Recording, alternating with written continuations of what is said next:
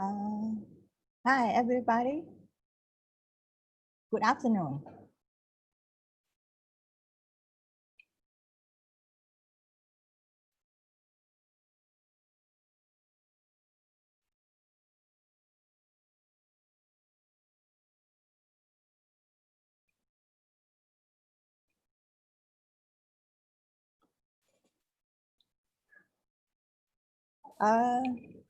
Hwajin? Yes. Yes. I will only briefly introduce you. Could you please also introduce yourself? Oh, yes, sure. Yeah, I will. Thank you. I do. And Sylvia. Yes. Yes, you are the next one. So I think approximately the lecture will be around more or less 30 minutes to 45 minutes, up to you. And then now we can have question and answer, and then maybe a break between both of you. Yeah. Great. But it's not seriously. I mean, you can do whatever. Because Thank you. Yeah. up to you. Yeah, you are part of our hosting. So could you also introduce yourself?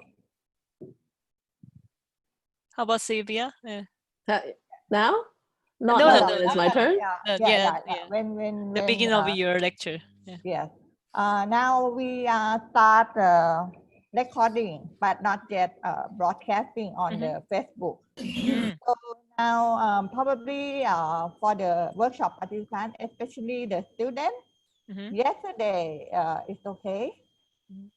I heard that some of you, because we have all the recording of your entering to the Zoom room. So I found that there are many of you that attend the Zoom meeting, but it's not successful because of there is no host or something. But hopefully the all team work well with all of you, right? Otherwise, you can check out the recording, the clip video, the all Zoom one, and also part of team 1 and team 2. So, so what is the flow of today? We do the lectures, and then afterwards, what happens? After the lecture, we will have a short break, and then we will go to the team Zoom. Steam room, right?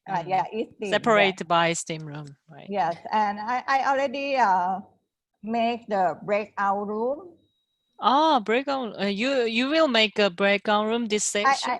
I did make that. Now each team room, everybody can enter without the host.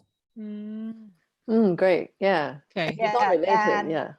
But when you do the breakout room, you have to have. I think you have to have the host to put you in. Or I'm not sure whether you can enter to the breakout room by yourself. Well, let's try, because I have never done that before. Yeah. For example, team 4, we have team 4.1 and 4.2. If the student want to work independently, they can do the breakout room. But for today, our group, I mean team 4, the student required to present the presentation. I mean, we have like the big idea, the site inventory, conclusion from yesterday. And after that, if the student want to do some additional commenting or anything, they can do the breakout. Oh, and one more thing, I also make the submission area in the classroom. For example, our group 4, the student can submit the work to day 3, August the 5th. So today. Yeah, for today. Okay. Like homework or studio work, you can submit that into the room. So I think all the students already saw the classwork as the assignment. Or the theme. I make it for other tutors, but in the future, all the tutors are able to create their own assignment and also material in the classwork. Okay. Yeah, you can try that. Okay. For the tutors. And another thing is, yesterday we have another tutor who going to help Shama Wong on group team 3 because I think about the difficulty of THEi to be in the Zoom all the time because it's very early and very late night in Boston. So otherwise the student will have only two tutors. So I put Ui Sunantana who have been to the site yesterday to team 3. Okay. Yeah. So any student have any question?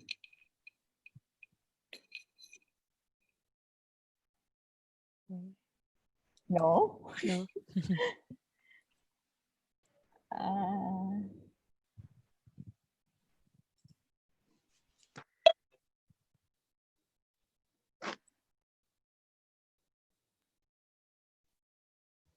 Okay. Yeah. I'm going to broadcast the lecture. And everything will be recorded and I will post both in the classroom and if it is the lecture, I post it in the department Facebook. Oh, okay. Lecture. Actually, today's contents is under publishing, so I'm not sure it is fine to open the public.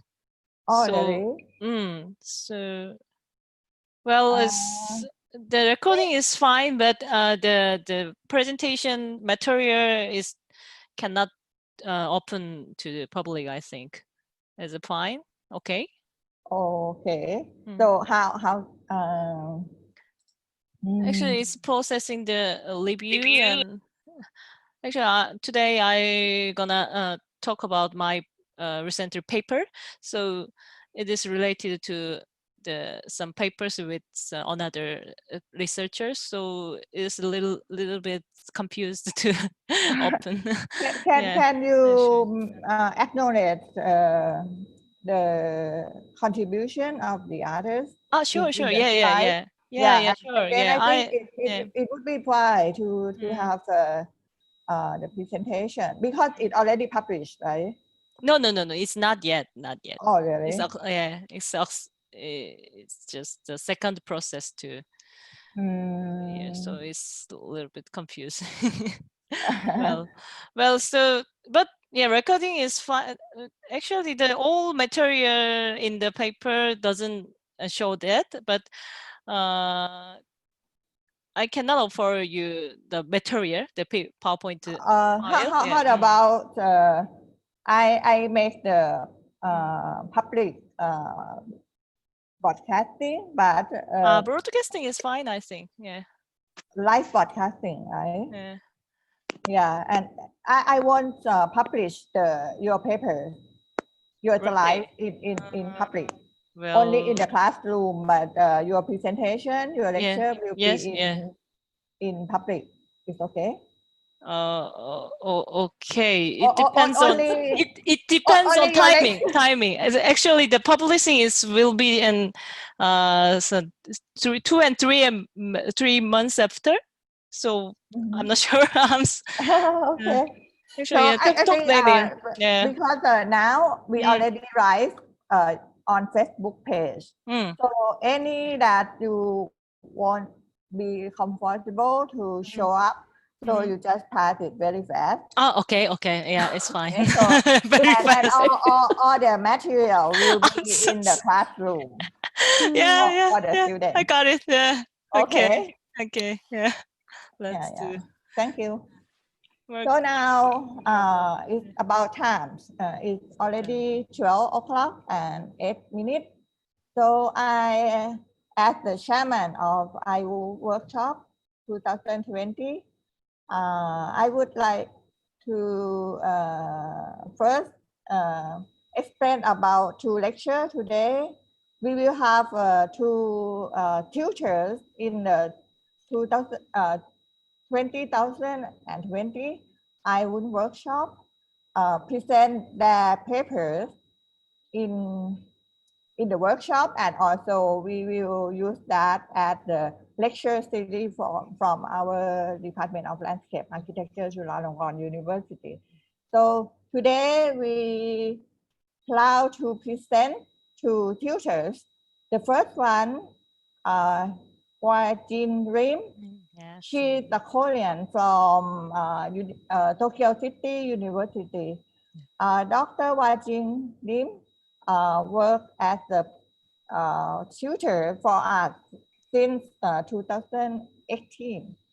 So thank you very much for joining us as a tutor in the workshop and also present in this today lecture. The second speaker will be our colleague, also the tutors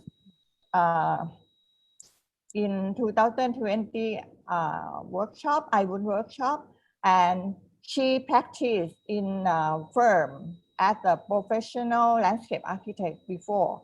So I think her lecture going to be very benefit to our students and also for public as a landscape architect practitioner. So Sylvia, she will be the second speaker from Technical Higher Education Institute from Hong Kong.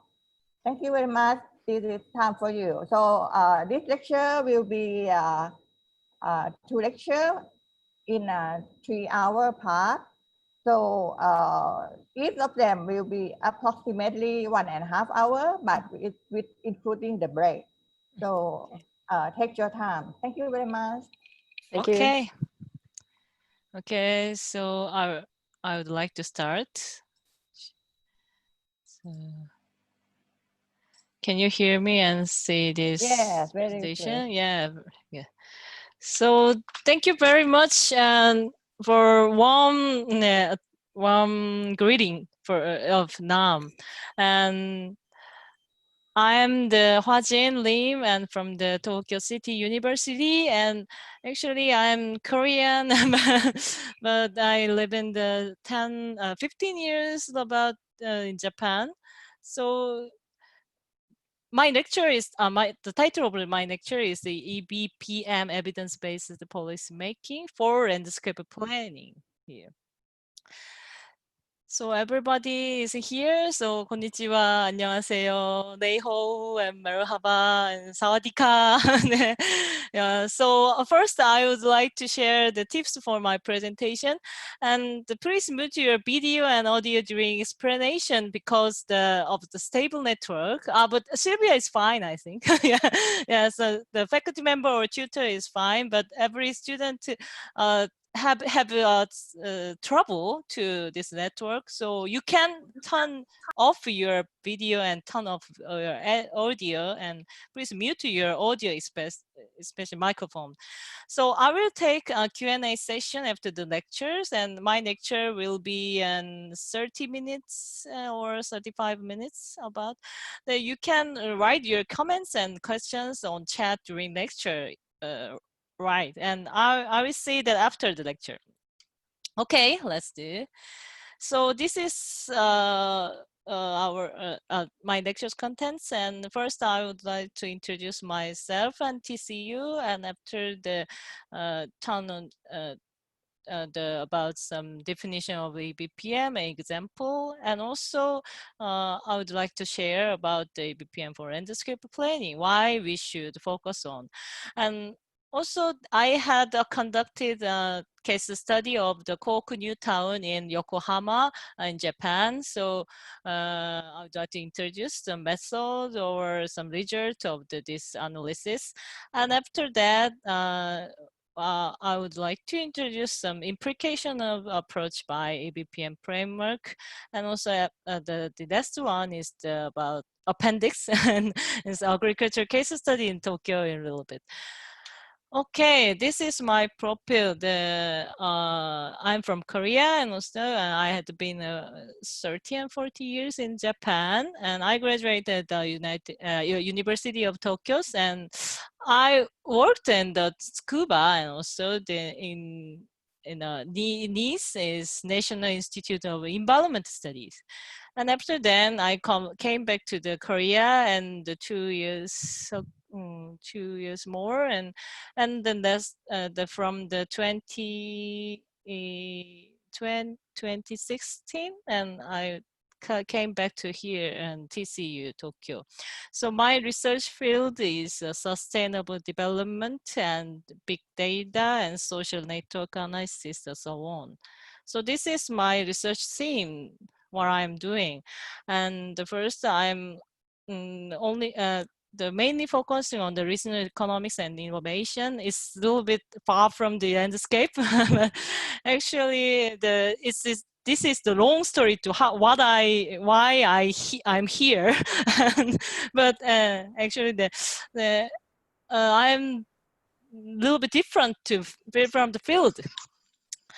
Actually, but we are the same things or some common things about how, especially in sustainability of city regions, and also some regional planning is we can link each other, I think. So I'm doing some network analysis or using some CS as computer science, and also data mining or something like that.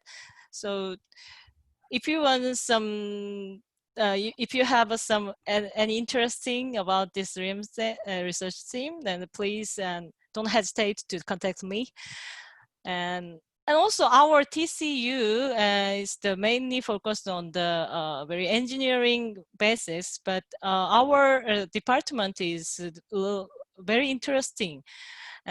Actually, it is integrated social science faculty and covering both social science and design. So our major areas is for like this and urban lifestyle, like with the social science and also urban management. And we can also have some course of the urban design and also urban systems. And our students go on very various career in for example, on the municipality administration and urban planning side, and also information design, and so on, real estate management also. So this is our campus. So you can feel a very warm atmosphere.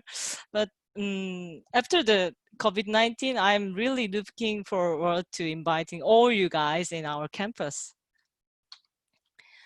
So let's move to the EBPM side. So from this slide, the main source of this article is the here, and my I'm sorry. Someone have a miss. Yeah. Okay. So I would like to give you a question. So have you ever heard about the EBPM? Please write your chat. How about? Okay. No. Okay. No. Please someone write yes. Okay. Yeah, this is first time. Yeah. Okay. Okay, what is the EBPM is here, and it is evidence-based policy making. Means the evidence. Do you know evidence, right? Yeah, the evidence is using evidence, the policy making. So the scientific decision making and the establishment of the governance system have a very attractive attention based on the qualitative and quantitative, both of methodology evaluation, and it is called an EBPM. So EBPM is used to empirically verify the effectiveness of policy improvement in the past and to test possible future policy options and to create policy plan in consideration of the result obtained. It is the definition of the EBPM. So actually, it is really simple process and of the EBPM, and the ideal process of EBPM is like this figure. So first, we should derive evidence. We find the evidence, and it is by researcher and the professional. And then the next step is dissemination of the evidence. So with the evidence, we should inform the result and the evidence to stakeholders, all stakeholders and policymakers, and including some citizen or some town manager, or so many stakeholders is there, and so we should share and this evidence, and then finally we utilize of this evidence evaluation, and also with result of the evidence, we should reflect it in the policy, real policy.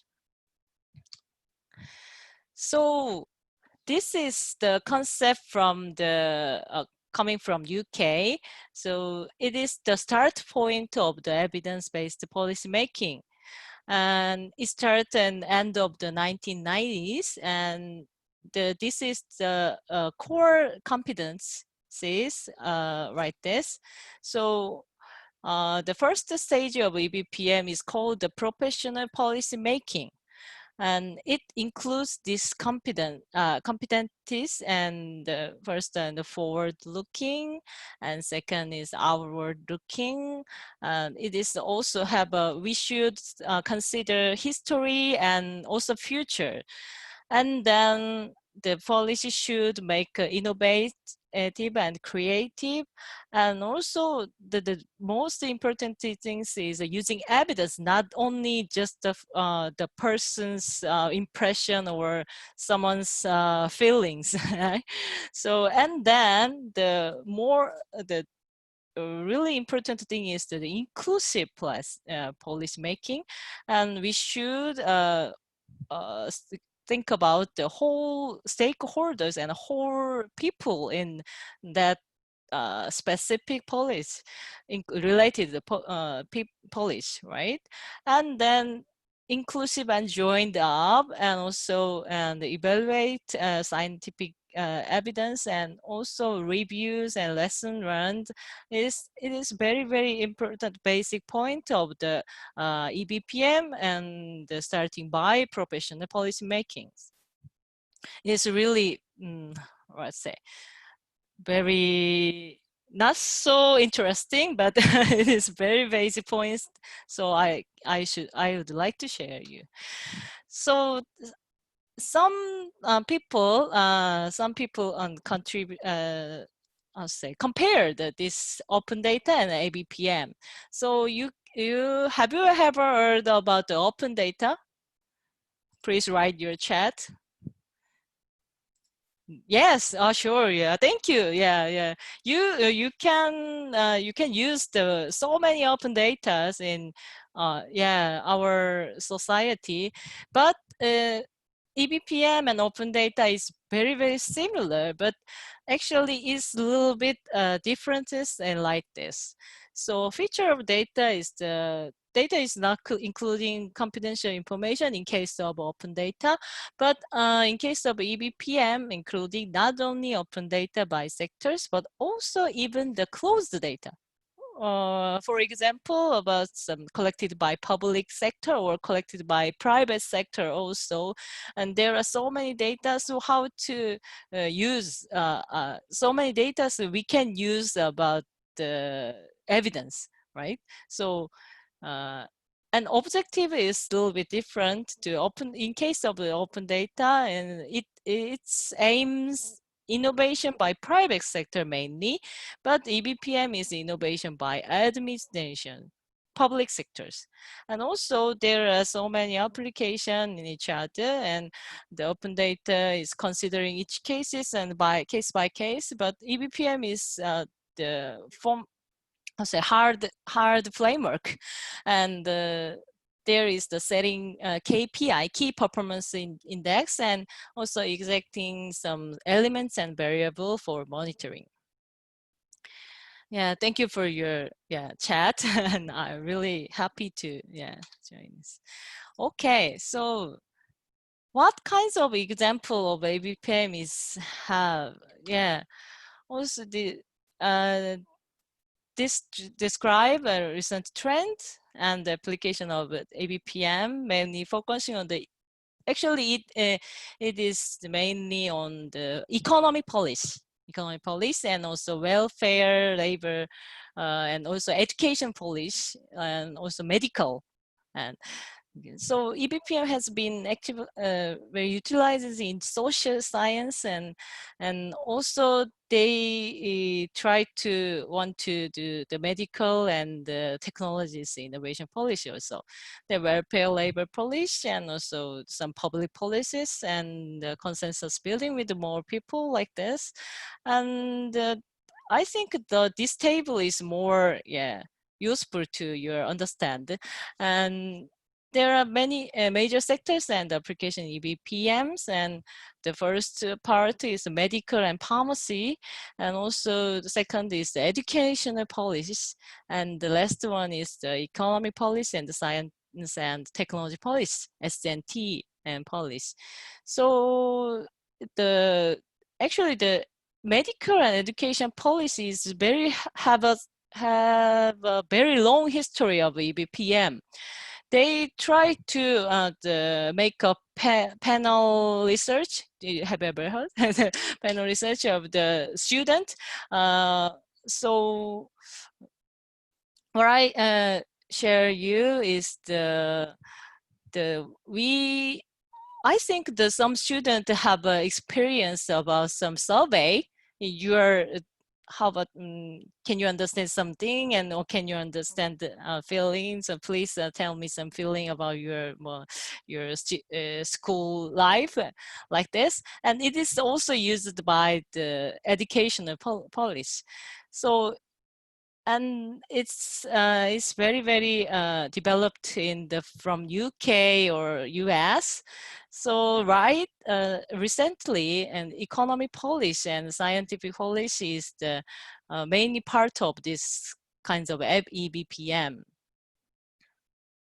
So let's move to the landscape planning. So I think you guys want to know about this one. So why we should focus on the EBPM for landscape planning? Could you please chat your thought? Okay, so actually, for creating sustainable environment, and if in case of a green space planning, or it also needed to consensus building with various stakeholders, right? So actually, on every tutors and every student have experience about this, and it is really tough. It is not easy to achieve accurate information and communication to various actors, and especially in the field, right? So it is if we make some very bottom up approach, right, bottom up approach. We should design the bottom up approach, and also we should participatory planning. So in case of the landscape planning, so this is not easy, but also we make some opportunity about some official things and residence briefings and workshops, but it is just one time span, or 1 and 2 years and span. So actually, in the developing the data science and the computer science, we can use the big data with this kinds of evidence. So actually, using evidence make it easy to consensus and make more smart decision, probably. Yeah. So why, the reason why we should focus on EBPM is like this. Yeah, sure, sure. Yeah, oh, very nice, Zhang. Thank you, Zhang. Yeah. Actually, in the landscape planning, okay, yeah. This is the trend of the landscape planning, and EBPM trend in this part has been just unfolded, and especially in the UK and the European country, I think. And actually, there are two crucial claims in EBPM, like this. The first is the development EBPM, how development of the evidence. How to gather evidence. There are related studies, and they try to adapt the evidence from another regions to explore differences and similarities and between also. And there are so many new approach about the development of evidence. The second is such evidence has been used to inform decision making in the policy. This is the same word, and the evidence, just getting the evidence, not just to get the evidence, to use evidence, the how to make policy making. Yeah. So landscape planning and urban planning have a PDCA cycle, right? And plan to check on action, right? And but that involves the planning, but evaluating, and this trend moved to again, they had been around a very long time. PDCA is a little bit far there, right? So it used the usually used to the using evidence how to make decision making in the policy. And also the new movement of evidence-based and especially healthy city planning, which use the GIS, Geographical Information System, and to propose an healthcare based on the integration of the spatial information and also personal data. The personal data means, do you have any Fitbit or some Apple Watch, right? So from the Apple Watch and Fitbit, we can get the GPS data, right? And also we can get your healthy condition, right? And this is actually this will be some evidence of the policy making.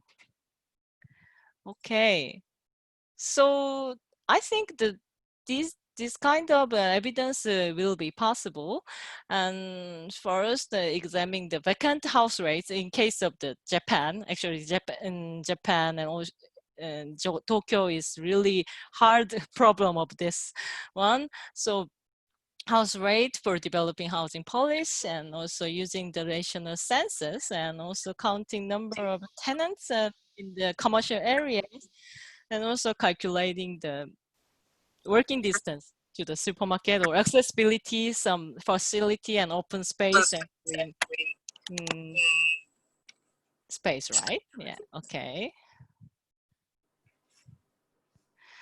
Okay, so next part is the case study of the Cork New Town. Have you ever heard of a Cork New Town? Please write your answer in chat. Yes, yeah, thank you. Yeah, Japanese student. Yeah, Cork New Town. Yeah. So yeah, no, Cork or Yokohama. Have you ever heard about Yokohama or Japan? Yes, thank you, thank you so much. Sylvia, you heard about that. Actually, the Cork New Town is very famous in case of the green matrix planning. And it's really nice planning, and I have to say very good integration in urban planning and landscape planning case. So I would like to introduce this kinds of point. Okay, So this is the Koku New Town's map. Actually, the Koku New Town is in the Tokyo metropolitan area, and there is the Yokohama city, and then the Koku New Town is the how to say, to a little bit urban fringe. It was the urban fringe area in the Yokohama. So since 1955, the Yokohama city has already made some very many factories in the coastal industrial area near to sea, and it has accepted so many workers and so many residents here, and so city is bigger, getting bigger than bigger, and then the Yokohama city decide to make a new town, like so including Koku New Town also.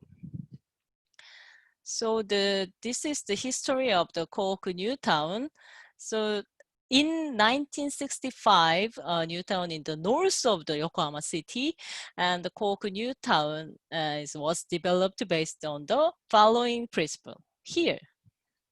And the development reclaim hilly regions. It's a very hilly regions and converted agriculture land. There are so many agriculture land also, and to housing areas for urbanization. I think it is a little bit similar to the Bampakong area. So Japanese have Japan have a experience about this urban fringe development of this urban fringe area. So we can share about the idea here. And Yokohama City make these following principles, right? 1, 2, 3, and because against the backdrop of this urban sport, suburban sport. So they has established the 3 fundamental principles. Please see these words. First is suppression of overdevelopment, and second is urban planning with residents, and last one is promotion of urban agriculture. So with this principle, this is about the map of the design of urban, how to say, the green matrix systems in Yokohama, Koku New Town. You can see the green space is like a matrix, right? Not like a matrix, and very, it networks all of the area, like this. And also you can see this very big park and also very small and how to say, it is very organical network. It makes an organical network, right? So there is also have agricultural areas like this, and sports park here, and this is the agricultural area. Is a little bit, and also pedestrian way is here. So on the greenway, there are many trees and the grows and thick, and the users can hear and feel and live this. They flow the day, and they can walk to the stream also. So I mentioned in the Koku New Town is hilly area. So the upside the hill is the residential area is located here, and also they want to go to the school. They cross this greenway and working to some with pad or some friends also. So it is a little bit, how to say, the original design, what the Yokohama city said. So it was the planning of the land use and concept and preservation and the green space. So, however, actually, there were various problems have arisen in recent years, from the 2015. Actually, these problems is for example, some bicycle use and related very much trouble, and also is this really lack of the barrier-free access. Could you please mute? I'm sorry. Yeah. Okay. So, so the Yokohama City and especially in Tsuki World Civil Engineering Office held the opinion about this how to say, to make fixed guidelines for greenway maintenance. So the Tsuki World's Civil Engineering Office held informal meetings and surveys events with the residents and also using survey about the use of these greenways. So there is this figure shows the zoning of the greenway in Koku Newtown. And you can see there are several routes like this. So you can see this color. This is the red one is very highly intensity, and the yellow one is middle intensity, and the green one is the low intensity. So this high intensity means many people is gathering here, and they should to the Tsutsuki words should maintenance about the intensity of this space. Actually, there is also have the principle of the intensity guideline, and this is the left one is the shows the another guidelines, but they fixed this guideline with the zoning by intensity of use. If we use the low intensity, and we can make a less urban planning, and the stance like Satoyama, also agricultural approach is more, and then the higher intensity will be making bigger the urban planning like this. So after the make a maintenance level of the guideline, and they had a plan of the basic specification line and historical background, and also they used the transportation management, and then unintended management in the space, and this approach with two achieves with one method, they said. Yeah. And then actually, this is the guideline for the public side.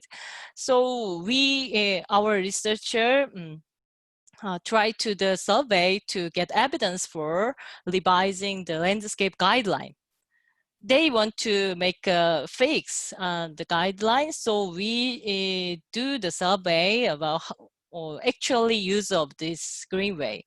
So this is about the survey and weather and groups and gender, ages and wearing, and also some accompany and also activity.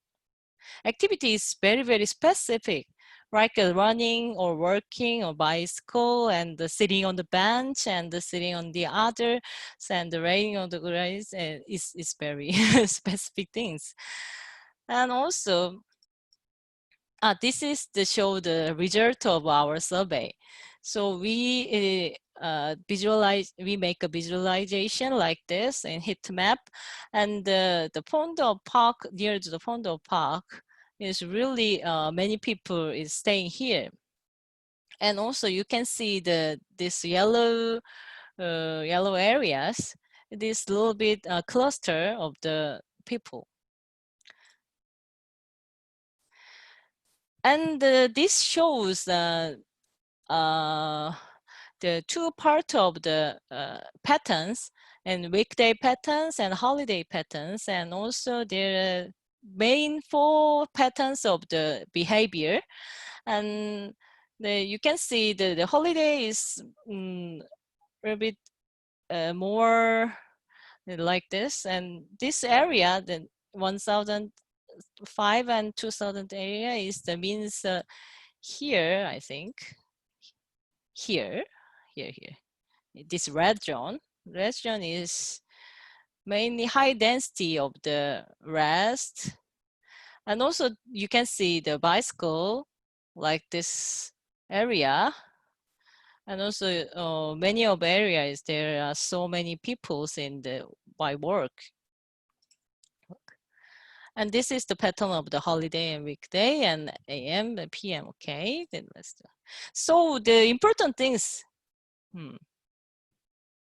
Okay, the distribution of the actual data. No, not forecasting. We surveyed in each point of the by student. Our student is very, very hard about that. Yeah, actually. Yeah, thank you for your, yeah. Okay, so this is the change, the guideline that actually another greenway, we did not survey about that, but we did this survey doing this area, this green, and we can find here.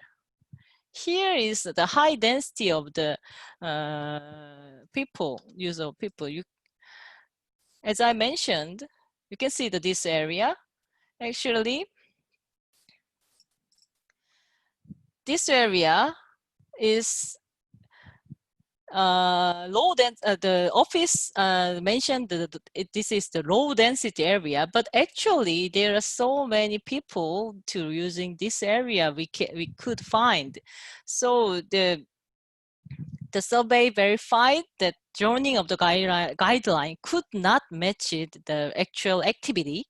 So, and considering this survey result we provided, and the civil engineering office has revised the guideline as like this figure. Okay, so yeah, so this is the about summary about our my lectures. And from this study, our member of research were able to see this process of the EBPM. The first, we analysis of the green metrics systems user data by researchers and professionals. And after that, we sharing the result and evidence with the civil engineering office. And also, I didn't mention about that, but civil engineering office and open to the residents and also stakeholders in the Greenway area.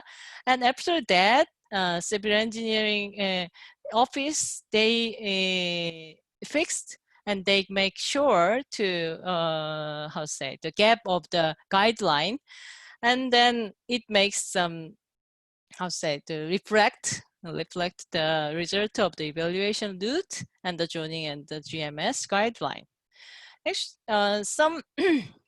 Some people in the Korea was another country, and actually I'm Korean, so I know about the Korean situation also. So first, I didn't impressive about this one, but in Japan, it is really tough to really tough to fix some new guideline. So it is very, very impressive because the Suzuki Suzuki office do the fix their guideline new guideline with some these kinds of survey and these kinds of scientific evidence. So this is the meaning of our study, I think. So yeah, that's all I prepared you, but this is the appendix of the Tokyo. And you can see the Tokyo's and the Edo's, how to say, the historical land use pattern of Tokyo. And you can see that these kinds of things, and have you ever heard, have you ever seen? And actually in the Tokyo and even in very central area, we can see this scenery, like with some agriculture and with some residential area, and also a little bit high, high buildings. And also the second, this picture is the urban fringe area in Tokyo also. Actually, why Tokyo urban area is this kinds of scenery in this kinds of picture we can take. Actually, the Tokyo's and the Japanese system is very gray urban environment planning. So what is the mean of the gray is the mean some diversity types of urban rural and also mixed uses, and also very, how say, not fixed about that, the flexible transportation and land use. So it represents some Japanese and urban planning system, I think, and with some agricultural system also. So there actually the in Japan, the urban planning side and also the agriculture planning side is not so how to say, not, they not the friend. Actually they get the fight so many issues. You can see the left and right and planning differences. And in case of the urbanization control area, it's like this. But inside of the agriculture promotion region, it's like this kinds of specific differences.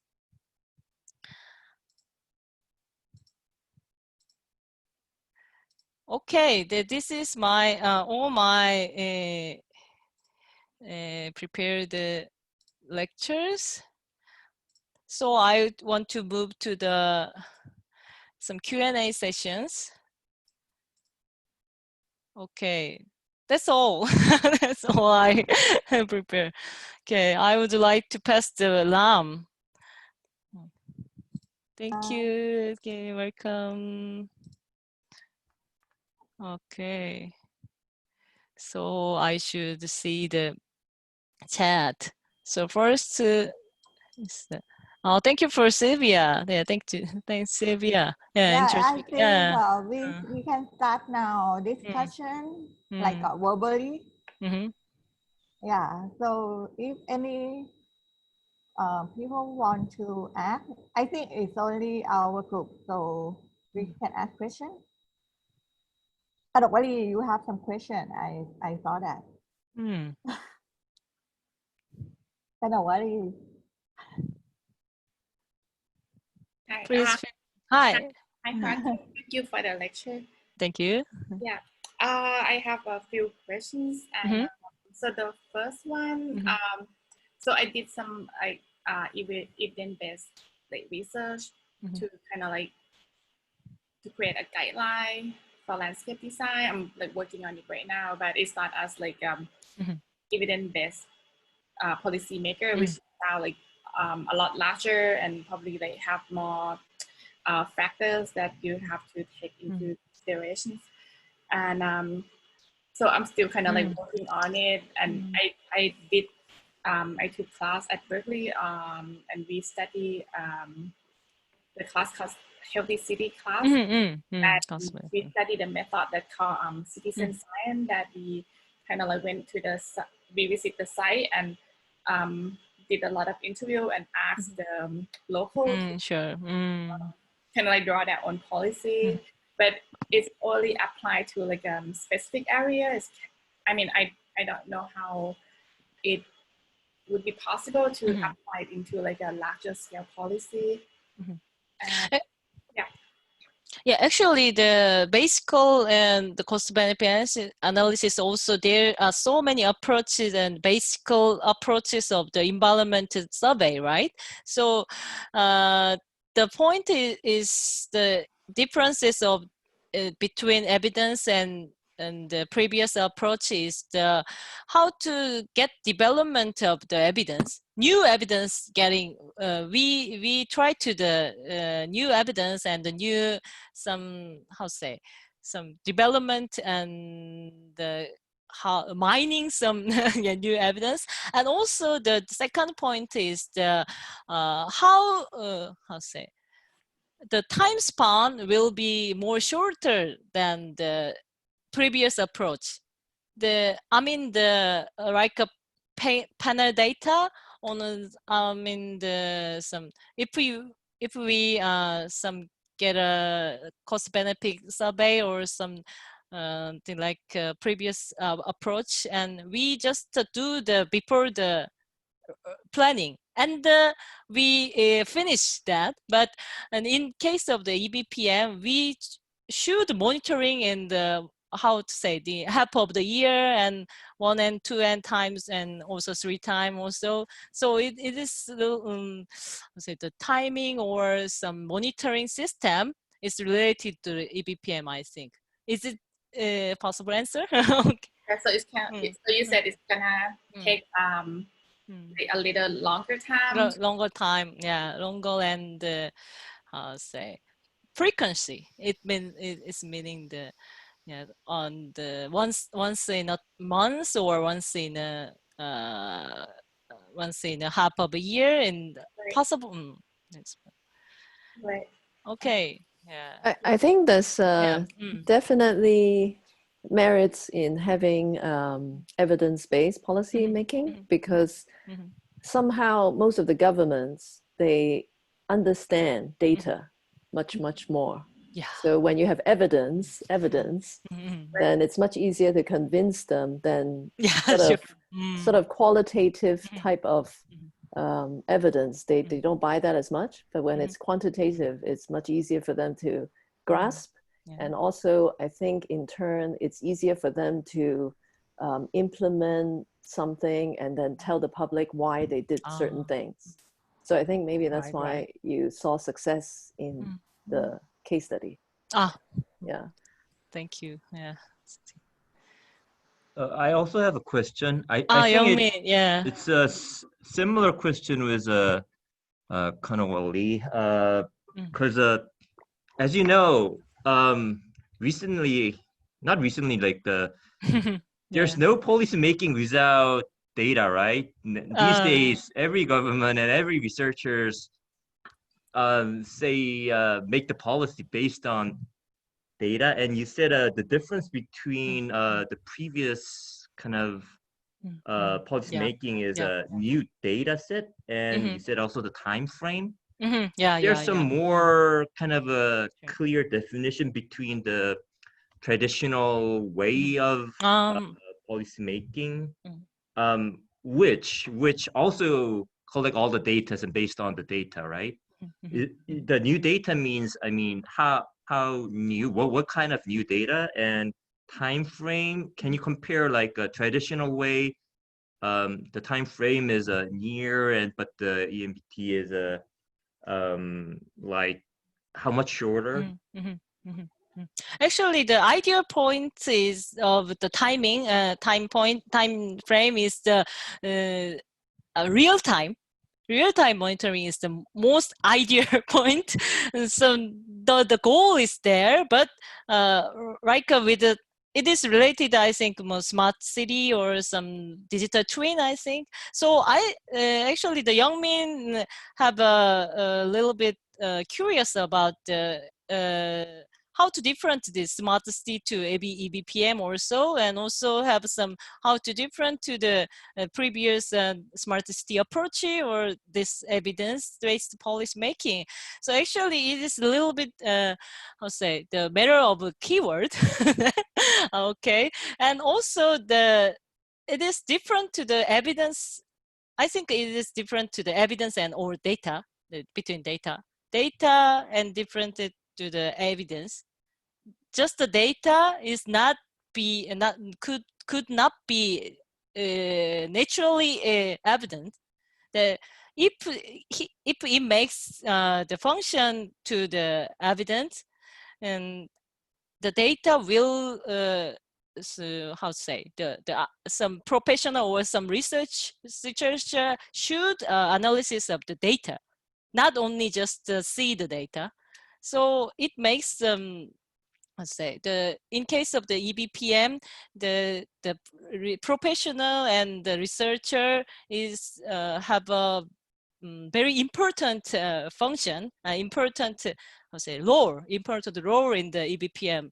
So in case of the urban planning, it is not so much well developed about that, I think. But actually in Korea and South Korea is very how to say promotive to write this. So I'm not sure, but actually this is my just the opinion. And also the EBPM is developed by the economic side, and they do some actual evidence about that kinds of things, the more specific evidence, like just the survey or just the census data.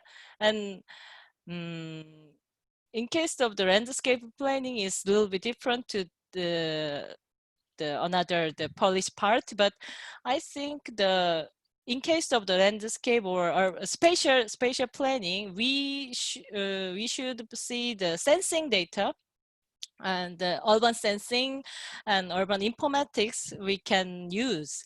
And it is totally different to the just previous the survey or previous field survey.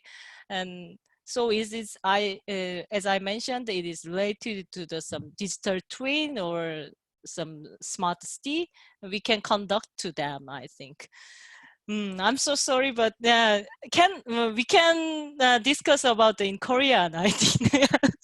I'm sorry. Yeah. Thank you. Yeah. Thank you so much. Yeah, actually, it is really tough time to make lecture in English. Well, and ask question. And ask question. Yeah, this is the good method. Would you like to show that? Okay. Okay, and thank you. Yeah.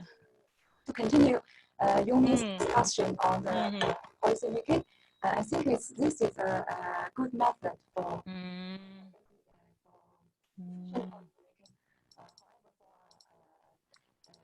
national and for full policy making process. You still need to have some things on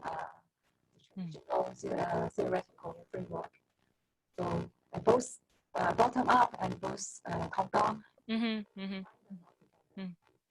Both bottom up and also top down. So make I think it's integrated methodology. Yeah. Sorry, Anne, I cannot hear you correctly. But she also okay, yeah. write it down like this is a good method for efficient policy making. To echo Youngmin's point, rational policy making shall have its based on the theoretical framework. I agree, and I feel a little bit jealous of you guys. I mean, you are other country, right now. In Thailand, we still have the top-up policy, and the role of the scholar, like a researcher, and also like the practitioner, or even the participatory is not. Participatory planning is not very well achieved yet in Thailand, as you may also experience in our project. So in Thailand, mostly the more power, the more influence in the authority and also policy making. So this is quite a shame. Yeah. But I think agree the with role, Anne. Yeah. I totally agree with Anne. Yeah. We need to mix. Yeah, actually, in Japan, they how to say the office just to support residents. The only the bottom up approach is exists. So it is really hard to make a whole some big project. So I can feel I can understand the mix to the both of the top and top down and bottom up is needed. Nice. Yeah, balance. Yeah, thank you. Any other question and comments or? Okay. I want to add a little bit that I have another question. So, how many projects that you've been that have applied this evidence-based policy making method, and also I can see how it will fit better with the public, because you can be more specific when you have like the evidence-based information.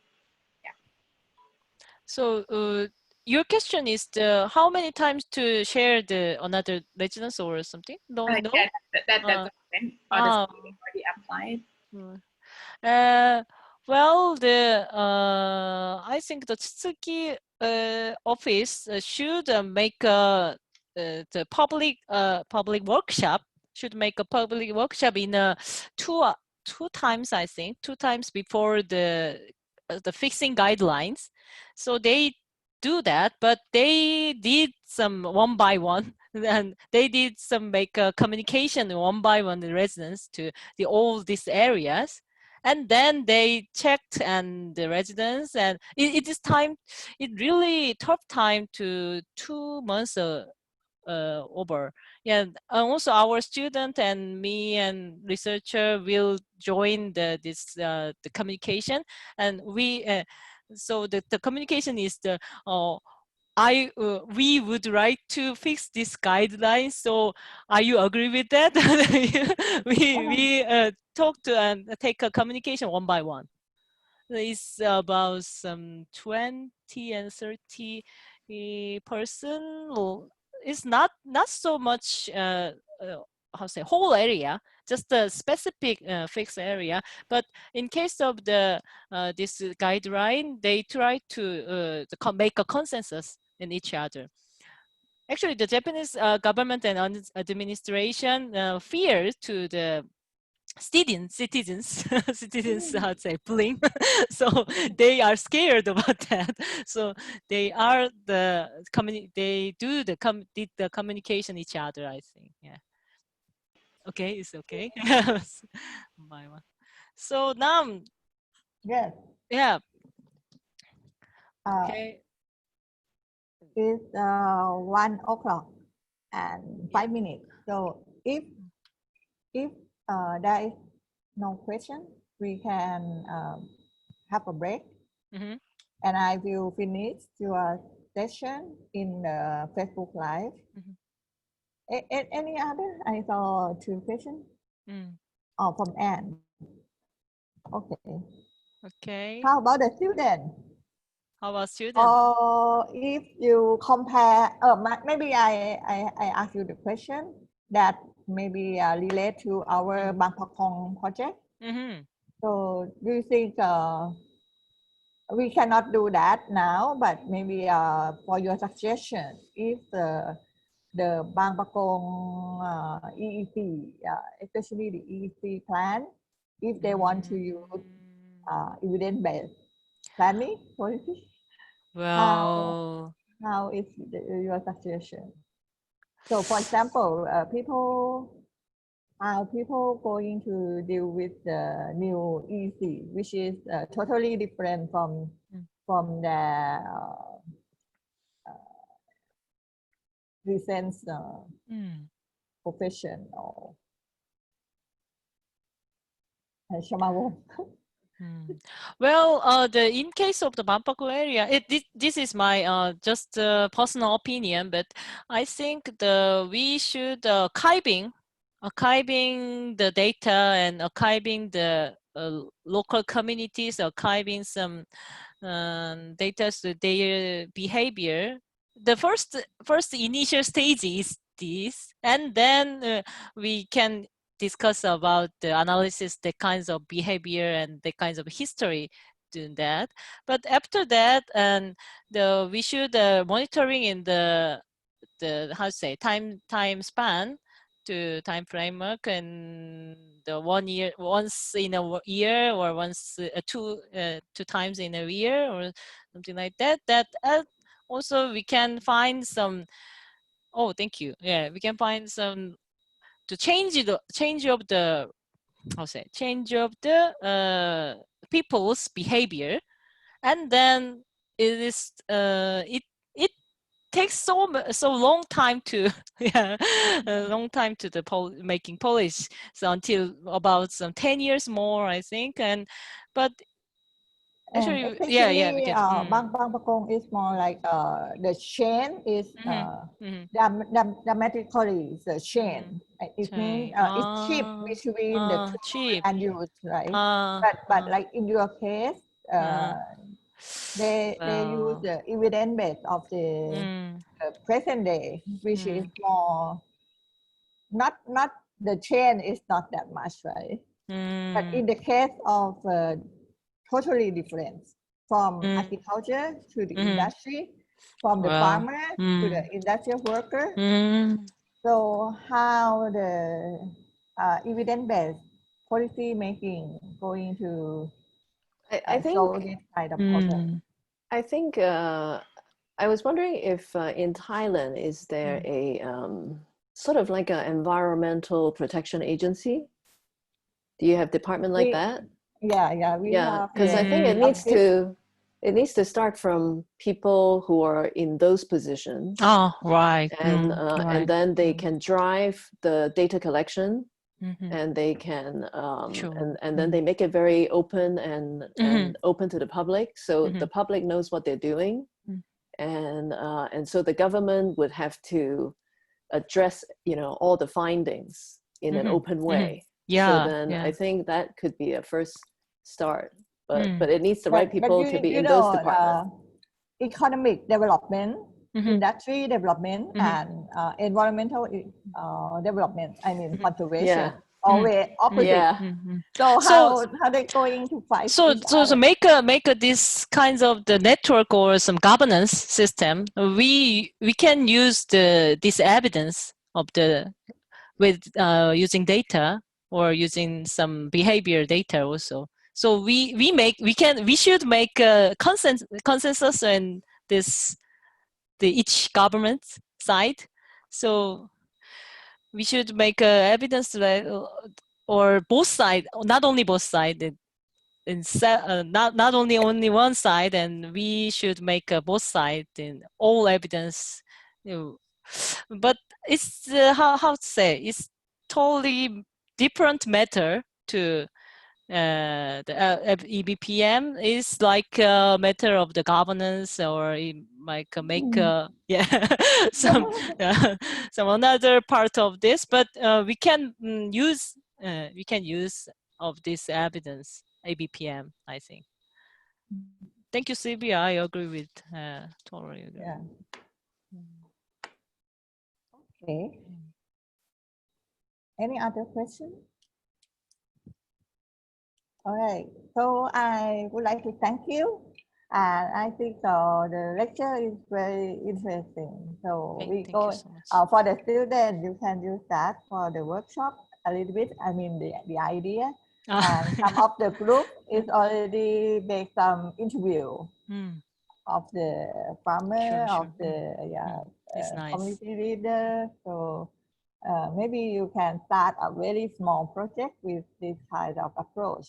Thank you, Hwajin, again. Welcome. And see you in the studio. Yeah. He will be in studio 4, the same as me. So I'm going to close but everybody can stay here, but I'm going to close the Facebook and we can start discuss with during the break, or anybody wants to go out, and we should come back here about 1:30. I mean Bangkok time, so it will be 2:30. Yeah. Okay. In Hong Kong, yeah, and 3:30 in Japan and Korea. Okay. Yeah, and Istanbul also. So about 15-minute break. Yes. Thank you. Thank you. And see you later. In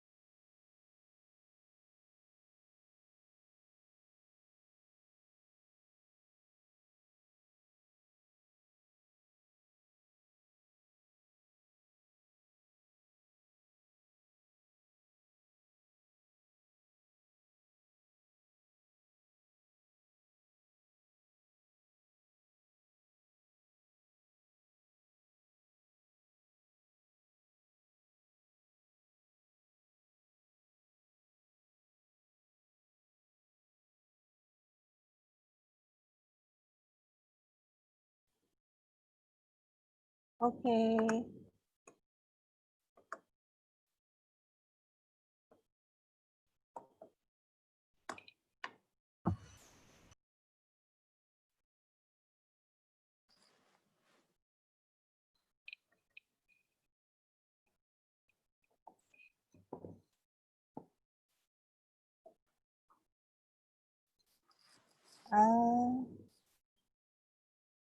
So most of them turn off the camera. Okay, so I think maybe everybody are back to our lectures. Hopefully. Okay. So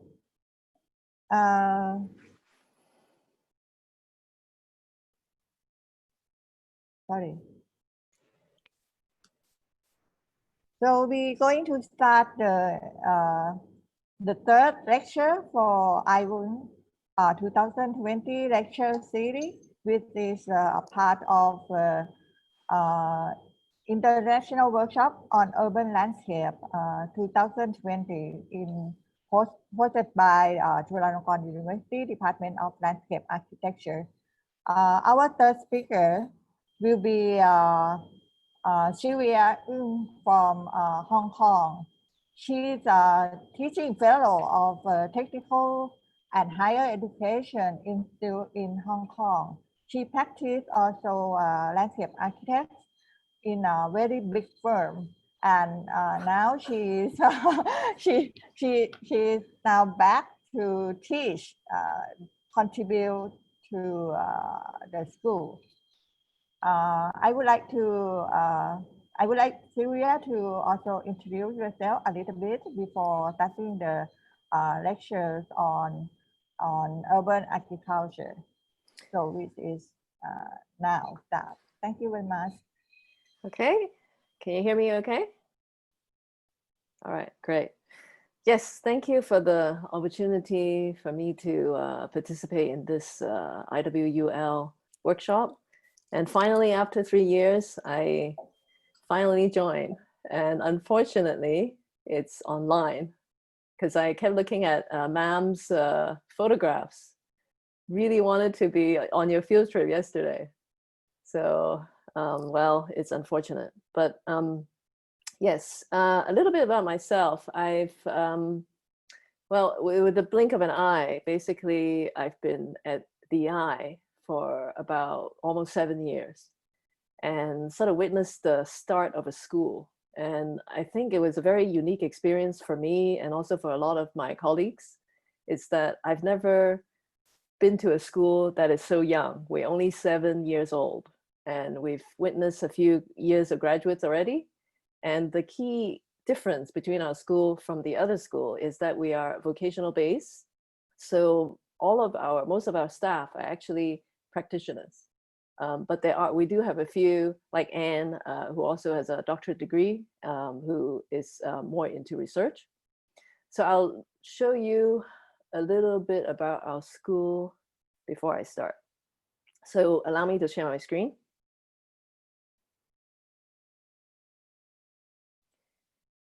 Hang on a minute.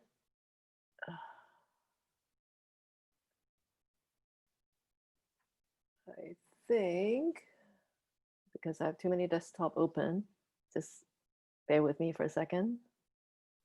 Okay, I think it's this one, maybe. Let me try. Can you see? Okay. Right, so I think it was a really good format that Hwajin already set up. So if you guys have questions, just type and I'll be able to see it on my right. So basically, just a little bit about our school. We have 3 faculties. We have the Faculty of Design and Environment, which is where landscape architecture program is at. And we also have Faculty of Science and Technology, as well as Faculty of Hospitality and Management. So we offer a lot of different practical courses for the students to to join, potential students. Okay, so that's, and because of the 7 years, we had no school, so we had no campus until 2 years ago. So we moved from one place to another. I think I've moved like more than 3 times before we finally come to this campus.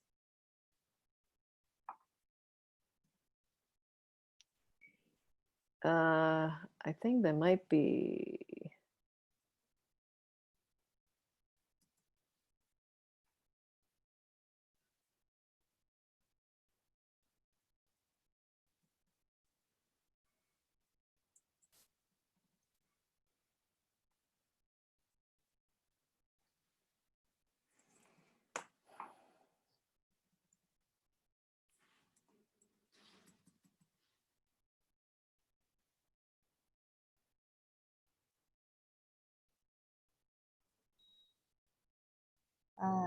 You cannot move the slide. Yeah. But I cannot see you.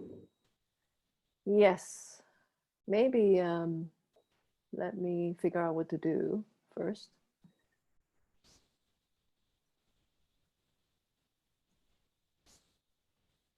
So it's a very interesting thing because you can hear me, but you can't see my slides. I can see your file at the Hwajin campus.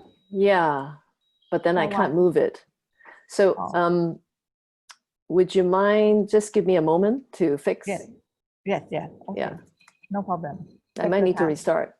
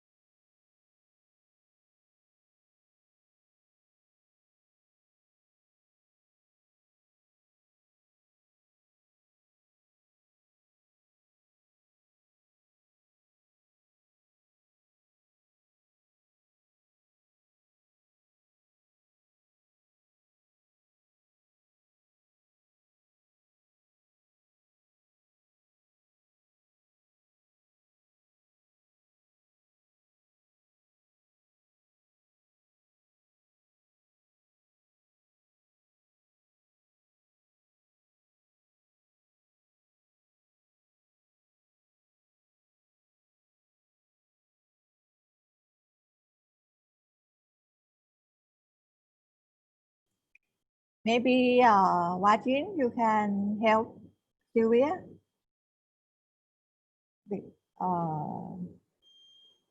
Can you help Sylvia? Do you think what's the problem?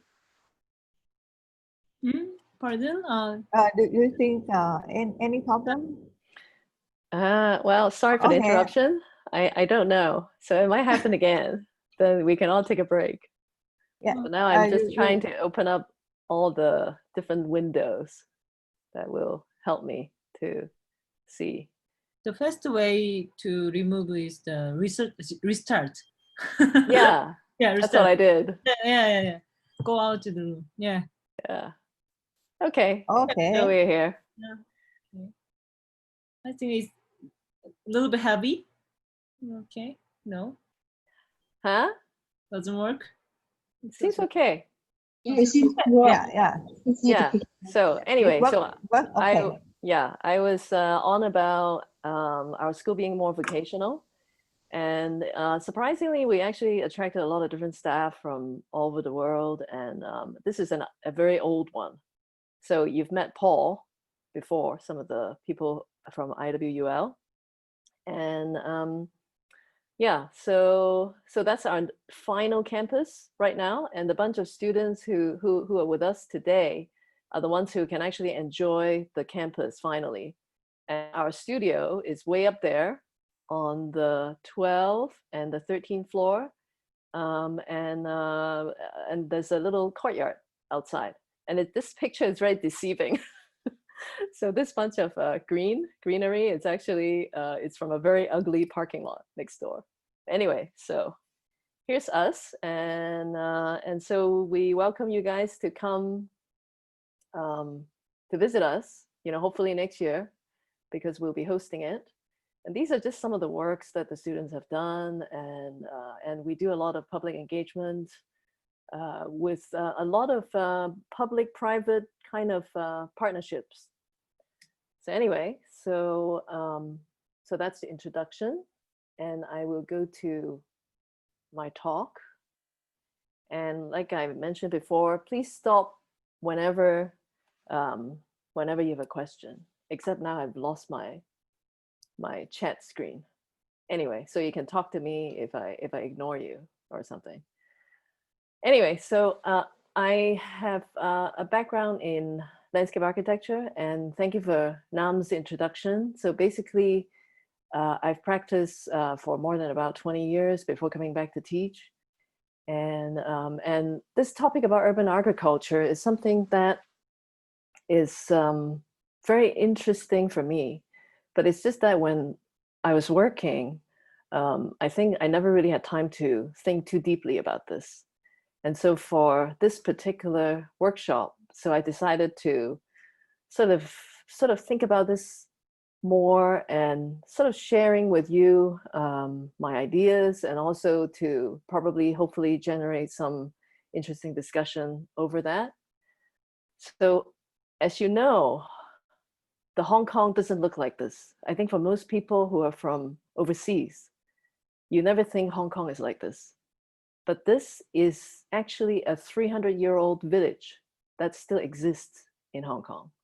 And I'm going to show you a few things about this village and what they're doing to regenerate farming, and how they actually continue their tradition. And so from Hong Kong began like this, and then eventually urbanized. But the difference is, there's farming here and there's farming here, but now it's on the rooftop. So this is not a photo montage. This is actually a real photograph of a very busy area in Central. And this is on a rooftop farm.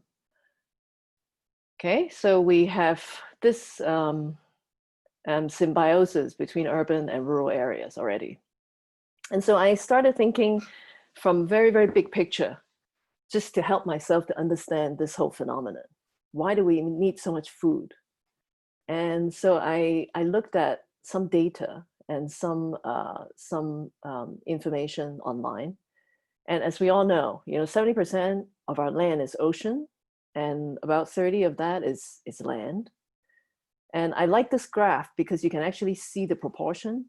And so 70% of the land, is habitable. And the rest is not. It's the barren land, it's the glaciers. And within this chunk of land, scary to me that half of it's actually for agriculture. And so that's a lot of agriculture here. And this was research done 2019. And so 37% of that is forest. And I'm sure this number keeps increasing and this keeps decreasing because, the earth is just that big. It's not going to get bigger. It's not going to have another piece coming out. So it's just, you squeeze this other thing gets bigger. But the interesting fact from this research is that 70% of this 50% is livestock, and 20% of this agriculture is actually for crops. So this is sort of the distribution for agricultural land. This is what we use our land for livestock and crops. But when we look at our diet, they found that actually majority of our diet is from crops and not from meat. But then we spend most of the land, having livestock. So there's a lot of these very interesting questions which exposes issues of how we manage our agriculture. And so I thought, okay, well, how many people are we trying to feed? That's a lot of people. And 50 years ago, that was half the amount. So it's a good thing, but it's also a bad thing. But we need to really think about how we do our agricultural, how do we design our agricultural land? And so when it comes to agricultural and non-agricultural land, this is also a very good table for me to understand. It's separated into agricultural, forest, and other areas. So within agriculture, there's the permanent crops, and there's the temporary, and there's the fallow, which is land that's been harvested and left behind so that it could regenerate and also give land for wildlife. And so there's also the temporary meadows and pastures, as well as the permanent. So that makes up agricultural land.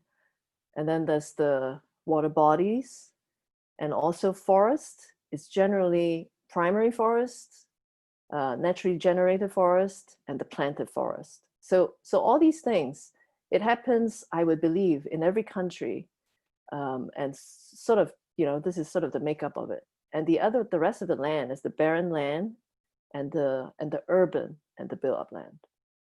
So I sort of, have a better idea why, we need food. We need that much food.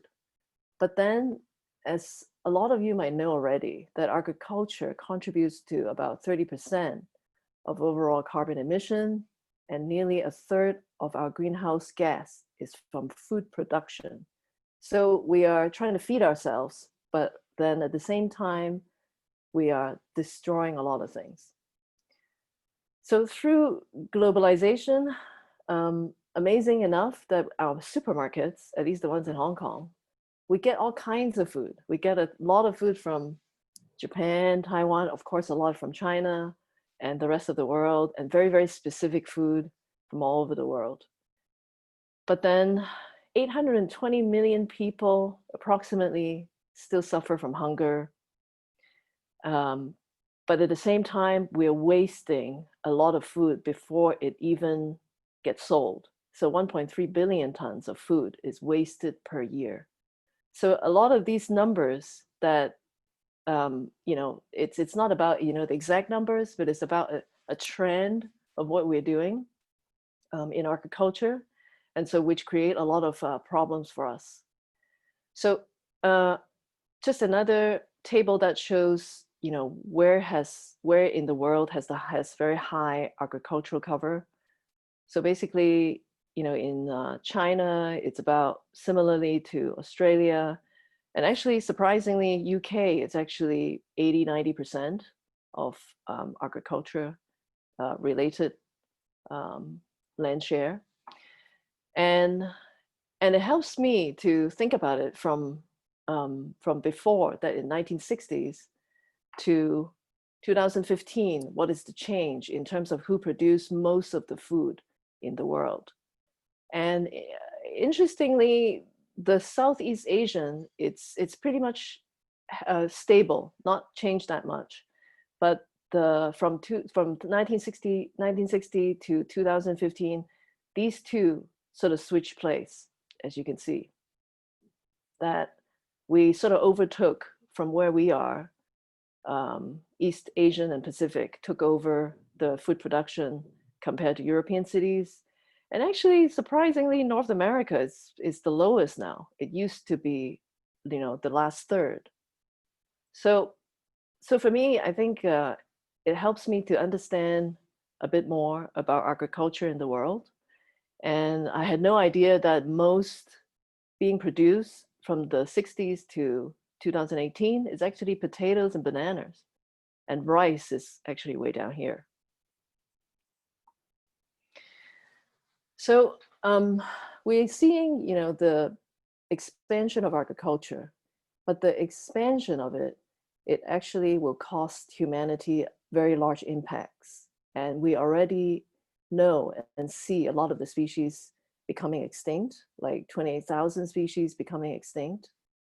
And, a lot of the nature programs that we see, Sir David Attenborough, the 7 countries, 1 Earth programs, you'll be able to, highly recommend it. It's just, you can see what does it really, really mean, in terms of climate change for the world. So this question, bugs me or a lot of people as well. How could we be feeding everyone, but then at the same time, we are killing us and our environment? So this is something that I try to think of what we can do, as landscape architects, as a citizen. What could we change so that we can have an alternative solution, so that we could grow food and have a better balance? So, which brings me to some local examples, and our ancestors, basically in Hong Kong, mostly they're from China, and they have a way of balancing in a more harmonious way with our land. And so whenever they try to have agriculture, but at the same time, it's actually balancing the environment at the same time. So this is a very old map. And the site that we're looking at, it's actually in here. I know there's nothing there, but there's also here. So these 2 sites are the main areas that we're going to be looking at as a case study. So in terms of geographic location, this is the China border, and we're looking at an area in here. And this is just a map showing all the different parks that we have in Hong Kong, which a lot of people actually don't know, that we actually are very green, and we are so lucky that wherever we live, we can get to a country park in less than half an hour. So it's a very big plus for people who live here in Hong Kong. And we have only about 1,000 square kilometers of land, but we actually have many, many mammals, a lot of birds, including like migratory birds, 88 types of reptiles, a lot of freshwater fish, and many kinds of different types of butterflies. So when we do an analysis, trying to value the landscape and the character mapping, we find that we actually have like 41 different categories, and consisting of upland, lowland, urban fringe, and water edge. So we're focusing on this area at the moment. So when we zoom into that circular area, these are the villages. One is called Solopan, and the other one is called IWUL. And so basically they are now within the vicinity of the Plover Cove Country Park. And in here, it used to be these, well, there still is, these 7 Hakka are actually local villages called Hakka people. So, and they're excellent in fishing and farming. And so they have sort of a agreement that they will work together as a group. So it's sort of like a miniaturized kind of district here. So IWUL and Solopan. And so the interesting thing with these villages is that they own their land. So which is unlike, the places that we've heard so far. It's actually their land because it was allocated to them from after, the British took over. So they actually have a right to their land until 2047. So since 1890, these people at Solopan already lived here. And the line of heritage still exist, and they are the makeup of the Wong family. So if you meet people who are called, you know, Mr. Wong, you know, most likely they're actually from this particular village, from a Hakka culture. So this is a photograph. This photograph is actually taken in the 1960s, and it's a self-sustaining village, and it's a very similar setting as the Lecture2-3 as well. And many of our locals have never been there because it's not very accessible. And because it's not very accessible, so it's still very intact. So that's the, you know, good and bad thing. And the villages actually still go back. We, through school, one of the projects that we had, we actually befriended a local villager, and he goes there every weekend to check out his house, which is somewhere in here. And the reason why I show the photograph is because it's a typical type of Hakka village with sustainable agricultural practice in Hong Kong. So, and one of the things that is consistent, I'll show you in a minute, but basically in here, apart from the agricultural fields, there are schools and there are communal areas and there are small playgrounds, etc. But right now, this is sort of a slice within our country park, and it's a country park enclave. This is what we call it. So when the villagers first came, like all of the farmers, the first thing they think about, it's actually water and where they should put their village, what are the, you know, the wind direction, where are the sun angles. So those are the very, very, very basic things that we all think about when we do design. And it's similar to these people who came, the first thing they think about is where is the best place to put what. And so they've spotted this area that is slightly higher than the plains, the valley. And then they've located a bunch of forests, which later on they would call it the feng shui wood. So because it's, maybe some of you know what feng shui is. It's sort of geomancy, that you sort of think about the land, sort of optimizing the land and where you locate the inhabitants. So, and the reason for them to have the village in front of the woodland, so that it could actually protect them and shelter them from a lot of the winds, and also the land here would be very stable because most of the trees would be holding onto the soil, so it will be less erosion. And it's a little bit higher than the valley, so that actually water, if there were flooding, it won't really affect them so much. And the second thing they thought about is how can they get water? So they have, basically the water comes from the upstream from this direction. And then they, at first they only, I think what we believe they did was that basically the water flowed down here, but then they rediverted it so that it's away from the field. And then it eventually gets out into the sea. So basically this condition here is very similar to our study site in Thailand.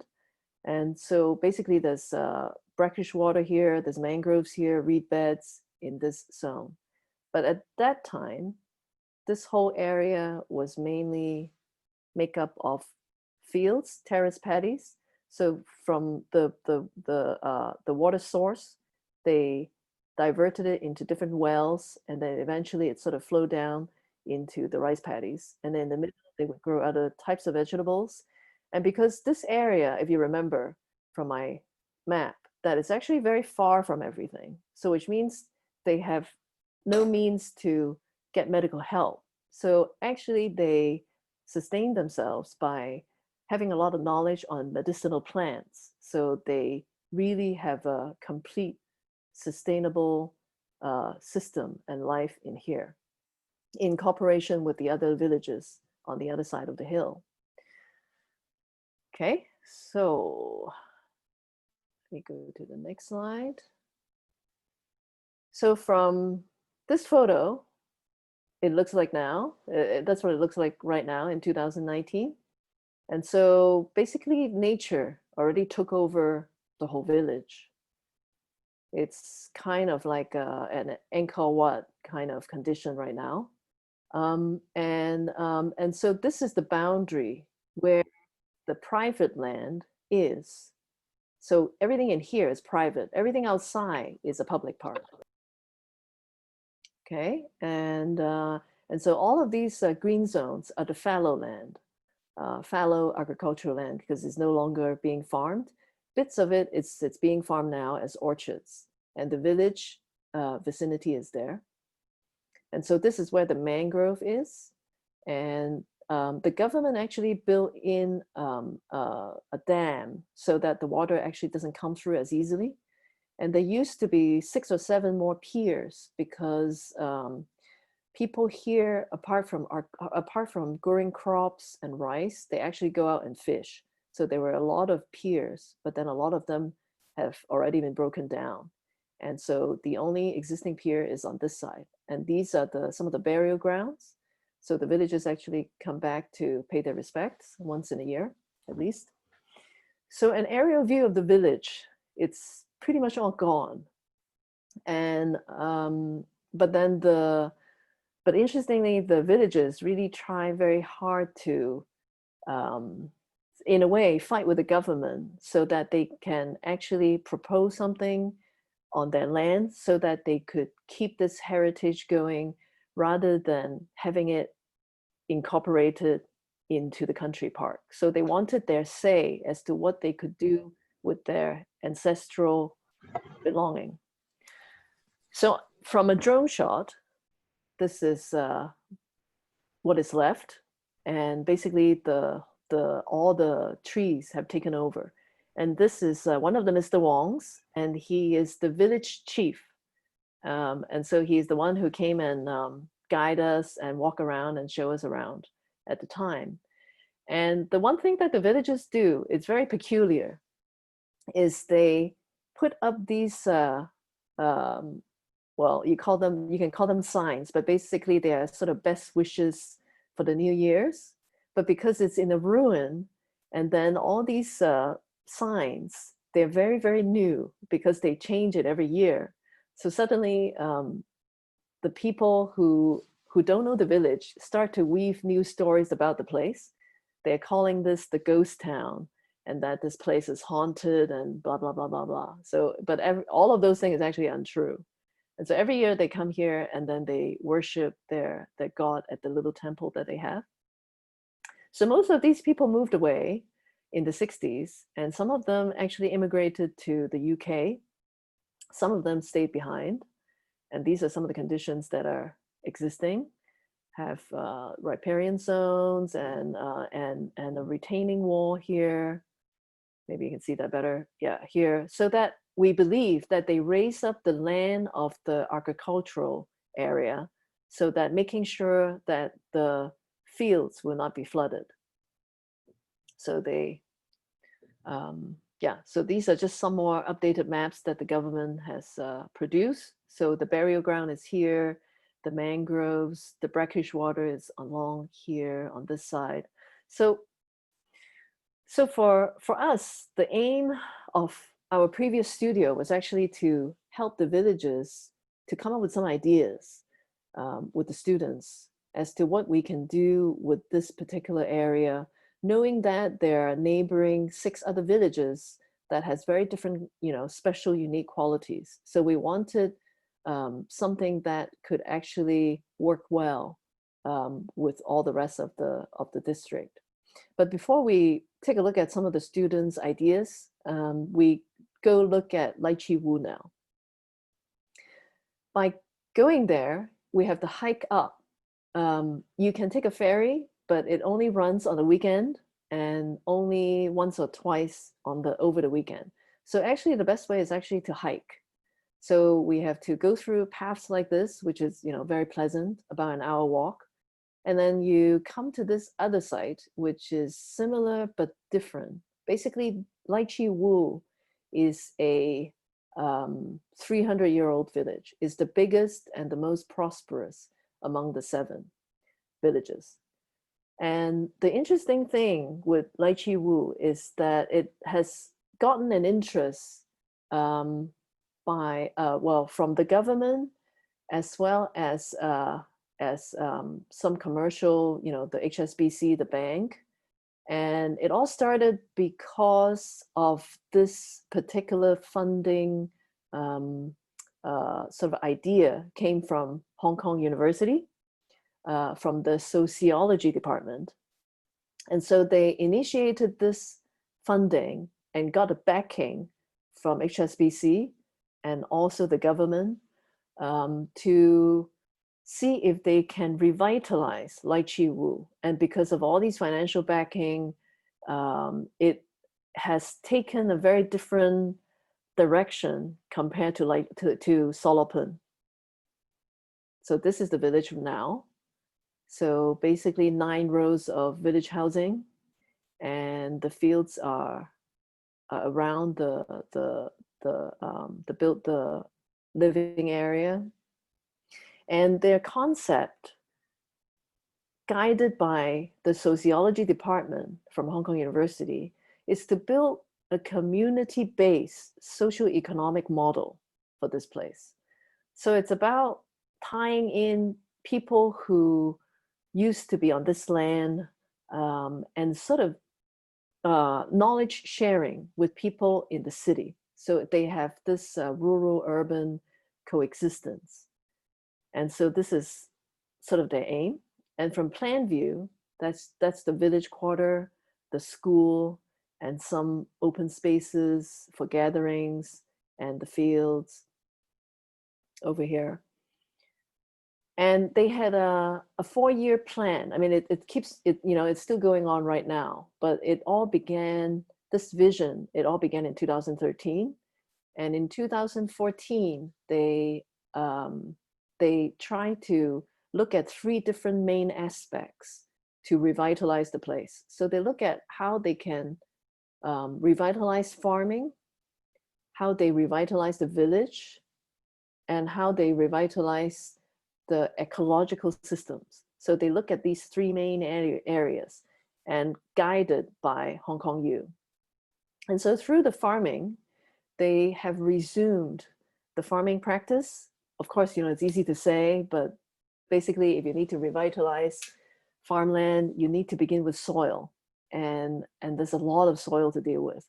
And so by 2 years after down the road, so from 2014 to 16, they have 9 farms that are established. And they've also started some experimental farms, and everything that's being farmed here, it's all organic and it's all done through sustainable farming. And the village is also revitalized through community building, working with the locals, as well as people from the outside, and then doing touring and also giving guided tours and oral history to people who come and visit. And so it was a great success, basically, the whole scheme. And ecologically, they understand, ecologically, a lot of the data was missing. And so they were not able to really understand what is happening and what will happen to the entire ecological system without the first set of data. So they thought they have finally done some official baseline studies back in 2014. And then they have eventually carved out areas called the Site of Specific Scientific Interest, SSSI. So basically under that scheme, you cannot really touch it.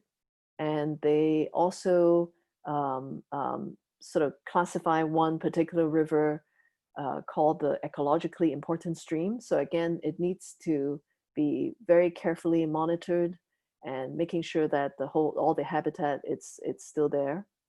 And so through a lot of education, and they also try to introduce different habitats by creating new habitats, so that animals like this, like the rice fish, could eventually get introduced back into IWUL. And so through the community building part, people from the outside get a sense, sort of a sense of how Hakka people used to live through the eyes of the Hakka villages. And on top of that, you know, with the particular policy making, it's very, very important because we have something called the management agreement scheme in here at the IWUL. So basically, when villages or farmers who agree to be under this particular scheme, they need to carve out some of their agricultural areas for wildlife. So they cannot harvest everything and sell everything for their own profit. They need to carve out areas so that it's actually dedicated for wildlife. And so through this, you know, couple years of intensive work, so what they have achieved so far is that they have, you know, finally have a recognition that the site is an SSSI. It has EIS, which is actually this particular stream, and it's the stream that brings the water from the upstream and feed all the crops, and also all of the potable water is also from this particular river, and have a better hydrology management, and they have organic farming, permaculture practice, and rice and crop farming, and they have workshops. So basically, through the understanding of the dynamics of rural life, it connects the city dwellers with the innate sense of well-being that actually urban areas cannot offer. And I think a lot of you might have experienced this, especially those who live in cities but try farming, you know, even as small as a potted plant. It's about getting your hands dirty, and through that physical labor and working on the land, it sort of connects us to our core needs. And in a way, because our hands are dirty, so we cannot really play with our phone, so it keeps us away from our digital world. And so basically the act of growing something from scratch and watching it grow, it sort of keep us back in sync with living, basically the rhythm of living. So these are just some of the streets between the houses. This is what that looks like, and so the university is there now, and guiding a lot of the research and also community engagement, and they also have a scheme where people can actually come and stay at IWUL rent free, basically, and they get plots of land that they can farm. And I think it attracted a lot of people who are older, who are retirees, and wanted to have more of an active aging lifestyle. And so they actually enjoyed their newfound life at IWUL. And through this whole experience, it was documented through a publication. And I actually have the PDF copy here if anybody wishes to take a look at it. So basically, these are some of the events. And some of the old houses, they actually rebuilt and also remodeled so that it could become workshops. And this is actually a bench workshop that they were conducting at the moment when they took the photograph. And so they have traditional way of building or refurbishing some of the houses there. And they also have this little museum they call the Cultural Hub that contains all the farming artifacts, like such as these.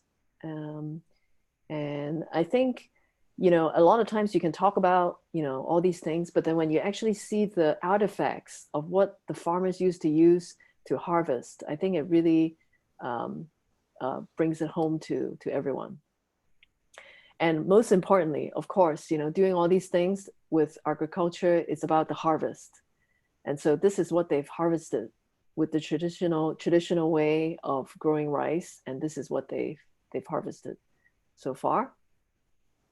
And then their work kept going. In this year, actually, they've the department, the Environmental Protection Department, under the Countryside Conservation Office, they have commissioned to actually make a brochure for people who actually go to IWUL, will get this brochure. And so happened, one of our students actually were working there, and so it was her work to do this little brochure. And the nice thing with the brochure is that it's very animated, and it shows you, all the different habitat that's already there, the mangrove, what are the different species. And so all these numbers indicates the actual species at the back of the brochure. So you'll be able to see what are the different things that are growing and what are the different habitat. And, as we saw your field trip yesterday, I think we have similar mangrove. Too bad it doesn't have the scientific name here, but it's the common name is the looking glass tree, and it has the fruit that looks like that. And the Candelia is the main type that we have in Hong Kong. And the mud skipper, it's similar to the one in your photograph. So we see a lot of similarities between this particular IWUL site and our site in Thailand. Okay. So these are some of the ideas that students had for Solopun. Because taken into consideration of what IWUL is already doing. So one of the students actually thought maybe we'll just keep this place as sort of like a green memorial type, to keep the memory of the place rather than turning it into another IWUL. So actually her idea was to introduce new pathways that actually go through all the ruins. So it's more about celebrating the ruins, and then the terrace farming would then become wildflowers and sort of have the seasonal changes and could attract different types of butterflies. So that was one of the ideas from the students for Solopun. And then another idea was, again, it's not doing anything that's competing with IWUL, but the idea of doing a campsite for IWUL. So, imagine camping out in the middle of the mangrove, in the middle of the pond. If you recall from the beginning slides, so basically the water is here. So she's actually introducing another retention pond so that it could be partly for future irrigation, for the fields, and also for the surrounding landscapes.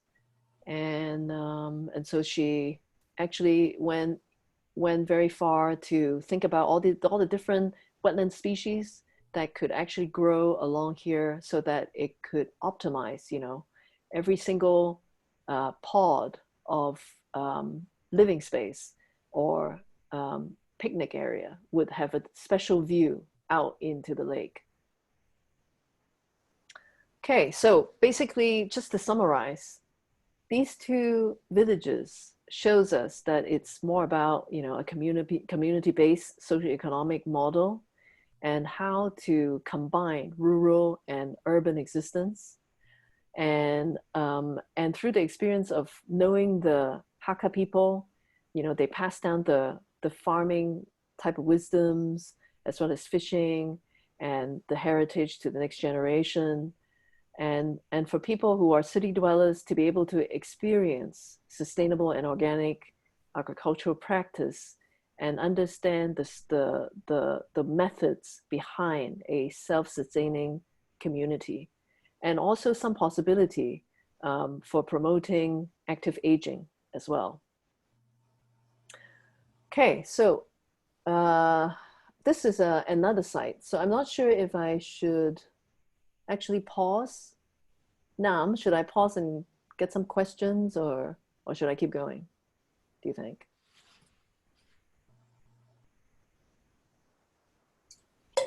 Are there any questions? I think if you have immediately question, you can ask now. I already asked you one question actually. Oh, sorry, because I can't see it right here. Okay. Yeah. So I asked you about the fish. Yeah. You said we have some similarity, and yesterday during the boat riding, you asked me about sea bass, right? Yeah, yeah, And because yeah. Yeah, I just know that my lunch was that thing. So we have that. Oh, okay. Okay. Okay. Yeah, because I saw in your booklet that you, in the fish farming season, you actually have sea bass. So I was wondering if you have that. Right. Okay. Yeah, Okay. exactly. Ah, okay, great. Okay.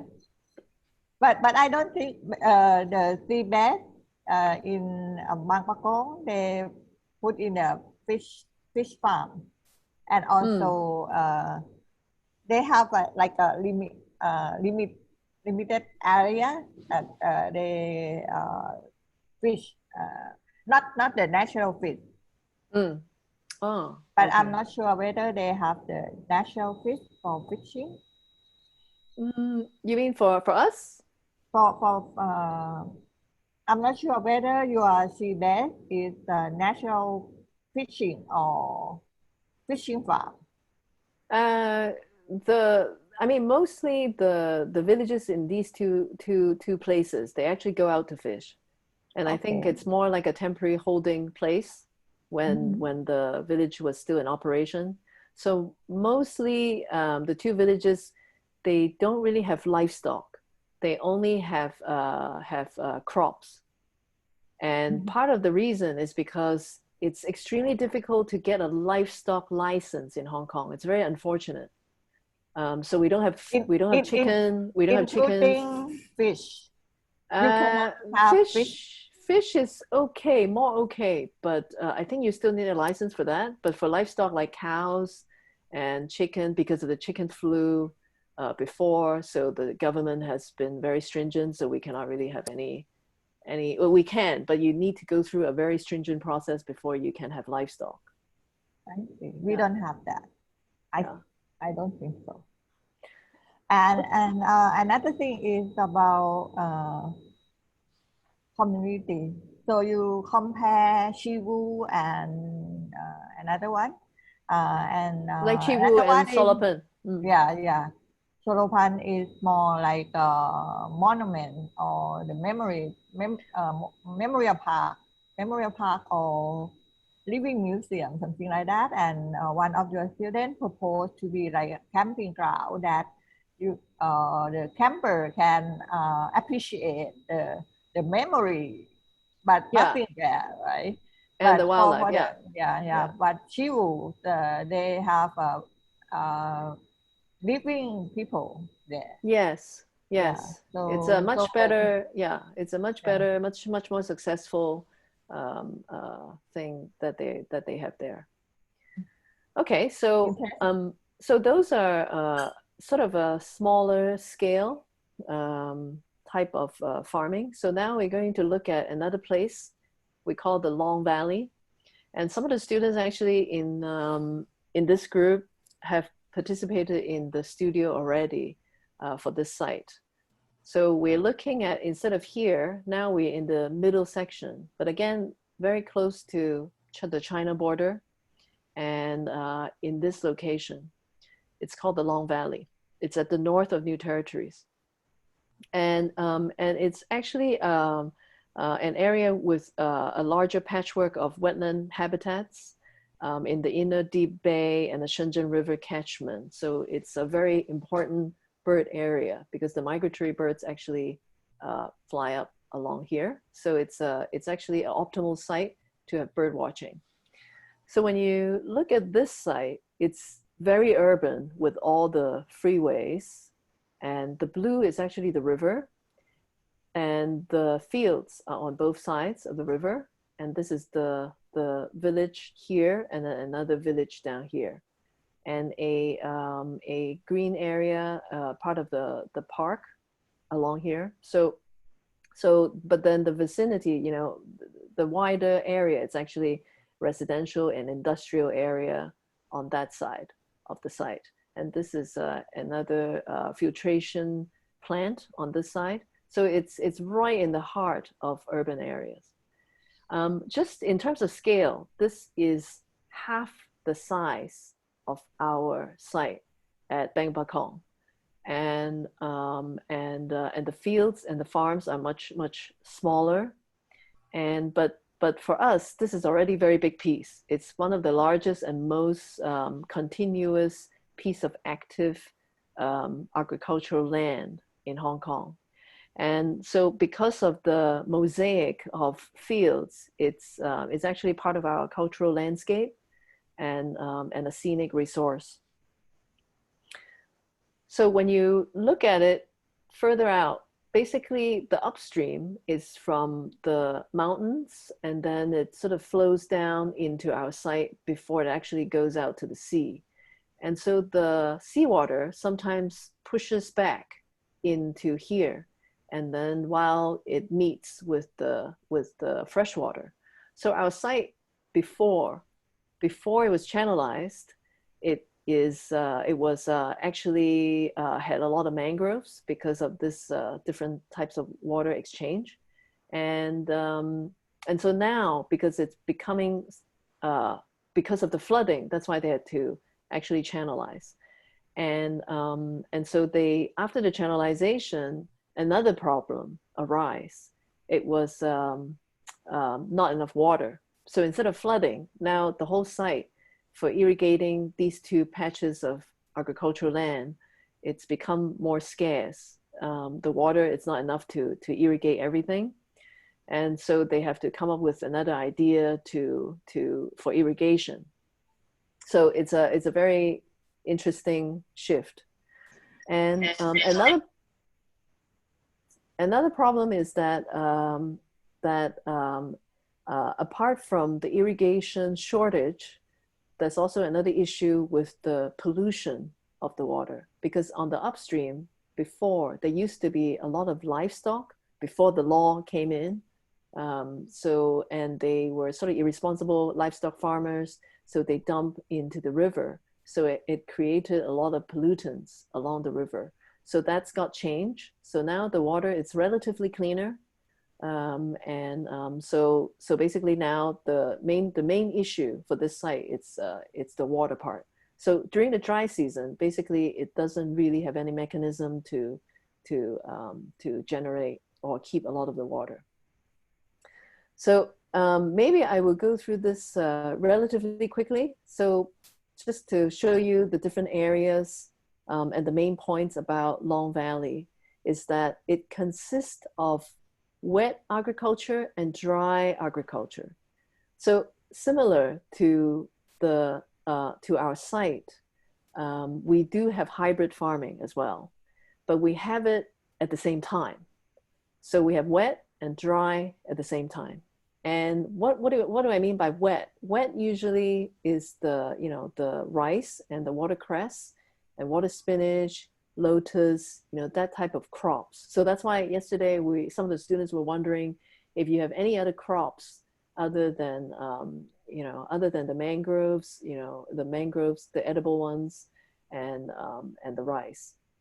So for the dry, we have the chives and cabbages, most of the vegetables, tomatoes, eggplant, all those ones. So we have them sort of at the same time, and we also have areas dedicated for wetland habitats. So this is sort of the mosaic of what is there now. And as I mentioned before, birds are very important in this particular site because it's their sort of the main migratory route. And so we get a lot of different types of birds, and around 73 types of birds, 10 amphibians, 4 reptiles, as a general idea. There are many different species that are living there now. And with the management agreement, again, the same policy for Lecture2-3, it applies to here at Long Valley as well. With the management agreement, the farmers need to manage the farms so that they can benefit the wildlife. So the proportion is sort of set by the government. It's around 50 hectares active farming and then 12 hectare is actually under the management agreement scheme. So not too much. So basically these 50 hectare of farmers, they can do whatever they want. And only the 12 hectares in this area are agreed to be under the management agreement scheme. And under this particular scheme, they are restricted as to what they can grow and what they cannot grow. And the type of farming practice is also reinforced. So they could have a certain amount of dry land for dry agriculture and wet agriculture, but they cannot use pesticides. Everything needs to be organic in order to be under this particular scheme. But in return, the farmers receive a subsidy for their farming with a conservation and management plan. And the funding comes from a funding called the Environment and Conservation Fund. And it's being managed by the Hong Kong Bird Watching Society and Conservation Association. So these are all NGOs who are monitoring and working with the local farmers. But unfortunately, a lot of the farmers, they think mostly about profit. And so for them, it's sort of hindering them from making more profit. So a lot of the farmers are actually not very happy. So this is the current situation now at the Long Valley. So the government is actually thinking about possibly allocating this Long Valley site as a nature park. So this is something that the government has been thinking to reinforce some of these things, such as the zoning and how to manage the habitats, the water, and how people come through the site, and how is the site being maintained, and security-wise, and also the maintenance responsibility. So they're thinking in terms of these objectives to come up with a sort of a new way of looking at this whole area. And so with this particular proposal, it's still actually under public consultation, but I'll explain that a little bit more. But in terms of rice farming, it's something that the conservation NGO organizations actually really promote, because we wanted to bring back this particular bird. It's called yellow-breasted bunting. And because of the Chinese, we love eating. And this is one of the birds that a lot of the Chinese actually love to eat. And so a lot of times, basically it become endangered. And so now we want to reintroduce back into Long Valley through growing a lot more rice fields. So through this particular action, actually a lot of these birds have come back. And so, hopefully, even more will happen. And we also have fruit crops along the farm, but they're usually at the peripheral area dividing the fields, so that it could actually give shelter, and at the same time, different types of crops could still grow on these bordering areas. Okay, so and some of the ponds throughout the year needs to be left fallow for the wildlife. And so different species could then grow, the wet type of farming could then grow. And currently the water management is not great. So basically it's just a lot of these small portable pumps that they have actually inside the water to pump through. As I mentioned before, basically the flooding stopped occurring, but then now it's the drought, which is the problem. And so they try to also connect fields to fields through these very primitive PVC pipes, so that it can sort of bring water from one field to another. You can say that they're flexible, but at the same time, they need a lot of maintenance. So currently for this site, the government is thinking of doing this. So first, there's a designated visitor zone, and then all the rest that are in here that is green, it's separate into 2 zones.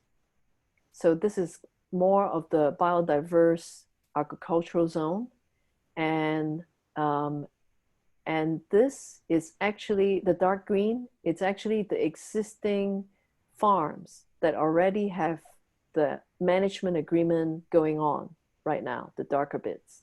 And the lighter ones are the additional patches, so that basically the whole area will become under the management agreement scheme.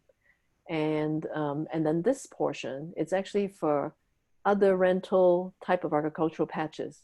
And this is something that's very popular in Hong Kong, I think more than 15 years ago. So basically, you know, I can rent a particular patch, and then I can go there over the weekend and farm and bring the vegetables back and harvest them and bring them back. So it's actually something very popular for the city people, to city dwellers, to actually come in to do that. And so the idea for this scheme is that the visitors, most of the visitors, could actually access only this zone, and the rest is actually closed off. So only by invitation, or only you are the farmers giving out tours, or only if you've rented this zone, you can come in. So, you know, this is one idea. So it doesn't give a whole lot of flexibility. And I mean, there are merits and also there are problems with that.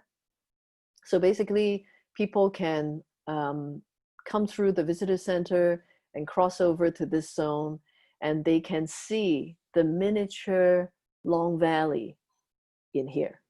So you get a bit of the experimental farming, you get a bit of the educational center, and you see how the water is being filtrated through the constructed wetlands.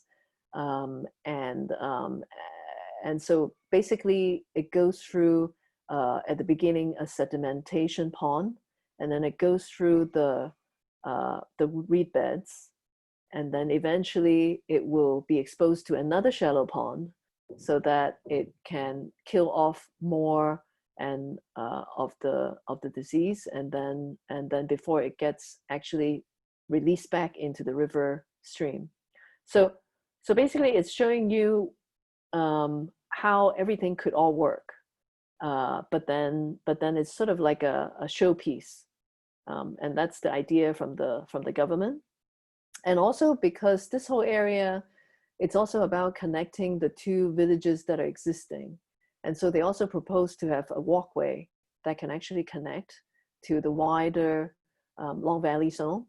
And along the way, they have these ideas of benches, so that you can actually sit down, but you can have this particular device that if you sit somewhere that a bird has come close by, then you can actually pick this up and then put it behind your bench, so that it would shield you away from the bird, and so it gives the bird a bit more safety. But actually, when we were on site, we actually found out most of the birds are not really afraid of people.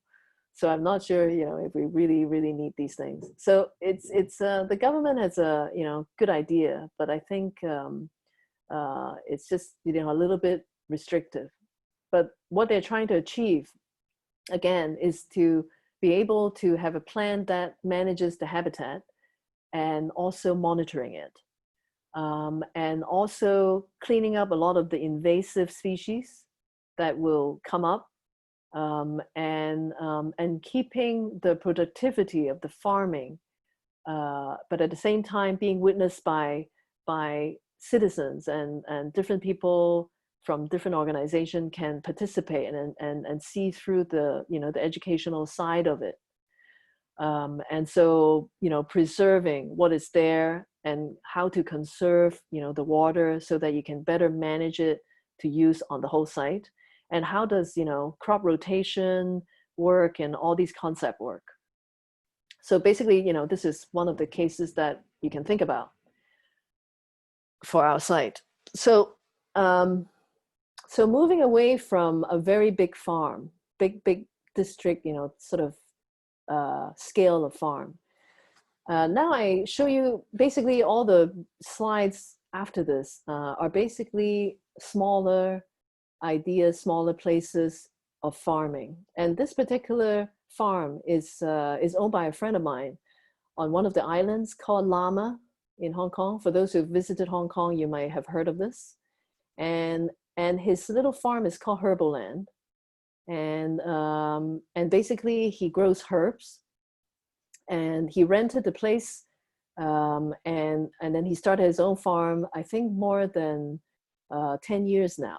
And so from scratch, he built up this whole land full of herbs. So with the river running here, a small stream, I shouldn't say a river, small stream running here, and he holds a well and a cistern somewhere so that it can actually, you know, water during the dry season. You know, these are rosemary here, and, you know, all the edible plants over here. So basically it's a small little farm, you know, with figs, with passion fruit on the roof. So, you know, there are possibilities. Basically, that's what I'm trying to show. And it's a place where he, you know, he not only just grow and sell the herbs, but also turn them into tea, and also turn them into soap, and also a place where you can actually come by and, you know, have an afternoon break.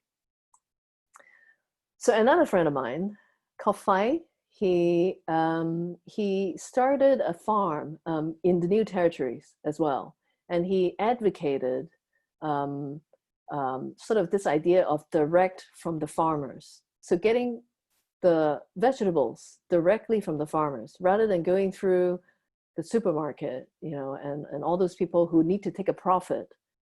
This is directly from the farmers. And I remember I used to buy vegetables from him, and it was back in, I think, 8 years ago. Oh, sorry, no, it was even more than that, 9 or 10 years ago. And they had this really beautiful idea of when you buy vegetables from them, they call them a bouquet of salad. And they really turn it into a bouquet. So it's like a big bouquet, like you go to a flower shop, but instead of flowers, it's all the lettuce and all the vegetables that you've ordered.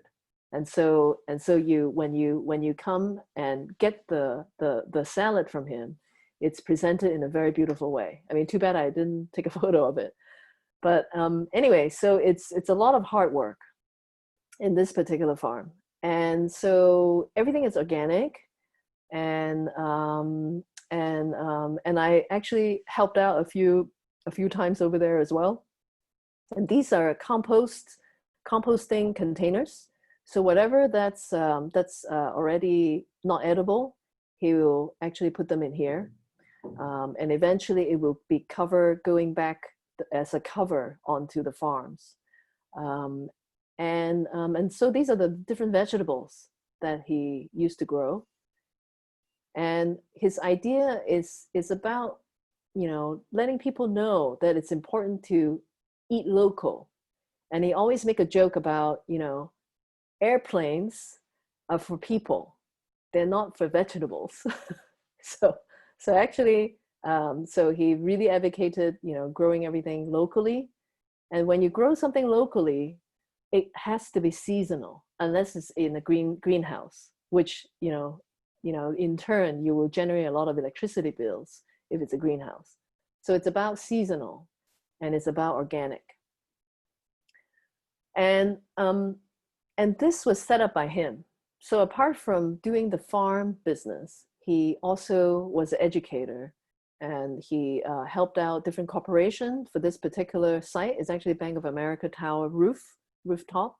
And so they hired him to construct, you know, basically install all these planters. And so this was a site that are generally for, not so much for general public, it's actually for the employees from Bank of America. And so a lot of the corporations, big corporations in Hong Kong, a lot of developer actually had this idea after that. And so a lot of our rooftops now, right in the city, actually has a lot of these green farms. But the thing is, when we look at this, we think, oh, it's all great. But then when you really have to do this on your rooftop, there's a lot of loading issues. There's a lot of soil depth issues. There's a lot of water issues. and also pollution issues, because it's right in the city. So these are all these things that we learn a bit more when we actually hired THEi to come to one of our older campuses. Well, sorry, it's not really old campus, but it's basically the campus we used to be at the for the Faculty of Science and Technology at THEi. So basically, we installed this whole system, and then we found out without irrigation, constant irrigation, everything gets dry very quickly, especially in the summer. So it wasn't easy until you do it. And again, another site that THEi installed, eggplants, broccoli. So it's doable. Polytechnic University, Hong Kong University of Hong Kong. So he's done quite a bit sorry. I think we might not have enough time, so I think I'll skip this one. But basically, if you go to the website, you'll be able to see it. And I think all over the world, we are trying to tackle this problem about food. And for France, you know, I was really happy to see back in 2016 that they've already declared that all the new rooftops has to have plants on top of it, or solar panels. So that's, you know, these are policies that you need to have in order to change the way people think. And so perhaps, you know, one of the things that we can think about is probably it's at different scale that we can do this so that we can tackle this food issue. So from a singular unit kind of idea where we have, you know, either our rooftops or our balconies, in addition to, you know, a community garden that we can have in our neighborhood, to local farms, to district farms, to regional farms. So if, you know, if we have all these things in place, then we actually have a lot of sources to get our crops, get our vegetables, get our livestock. But it's about, you know, engaging all these different scales in order to really think about, you know, trying to change this food insecurity issue. So, you know, by doing this, also it could reduce the carbon footprint and also the food miles. And by increasing the number of productive green roofs and balconies, parks and gardens will also help cooling off the environment and reduce the runoff in the urban areas. And at the same time, you know, if all these things are around us, we can be more in touch with seasons because we need to manage them. We cannot just go and have broccoli, you know, we have to wait for it to grow. And we are more, because we grow them personally, then suddenly we're more conscious about food wastage. And so it's all about, you know, partnering. I mean, it seems like in the Hong Kong model, it's about partnering with the NGOs, the nonprofit organizations, the developers, as well as some of the government bodies.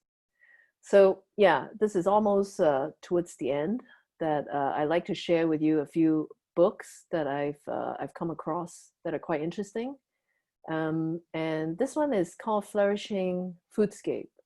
And basically they use Amsterdam as a model to look through, you know, different ideas of how they can sort of experiment with this idea of different scales and how they can possibly, you know, grow more food within their own city. And I think, I came across this article, which is also quite relevant to our times now because of the COVID-19, that people have long needed to be closer to their food source. Because now that we realize, especially in Hong Kong, you know, these past 2 weeks, that we realize, you know, if only I had a vegetable patch big enough so I don't have to go out and buy my salad. And so I can pretty much, you know, grow everything here. And so, you know, there's a lot of things that you know, get us thinking about this idea of growing our own food. And these two writers for this article, actually, they have a company and they are doing another type of hybrid farming. in a sense that they do farming in a traditional way, but then they try to mitigate the greenhouse gas by composting, basically using the compost and covering the farm. And eventually it will actually isolate the carbon that's being released in the air because of farming, but then it would get stored underground. So if you're interested in this really interesting concept, I'm just starting to learn about this myself, that, you can take a look at carbon farming and how that works. And just to show you some local publications about growing your own food in your balcony, on your balcony, or at your rooftop. Basically, from this particular book, it's been around for 15 years, and this particular author was thinking, ahead of everyone, and already growing his own food in his backyard, not backyard, his actually balcony. And you can see that everything is potted. It's not grown in the ground. And this particular book, very interesting because it shows you very practical tips as to what you can do in terms of organic pesticides, what type of organic pesticides, what type of organic fertilizer you can use. And this particular publication, it's by the head of landscape architecture department at University of Hong Kong, Matthew Pryor. And it's about, the research also touches on pollution. When you grow food in the urban areas, what does that mean?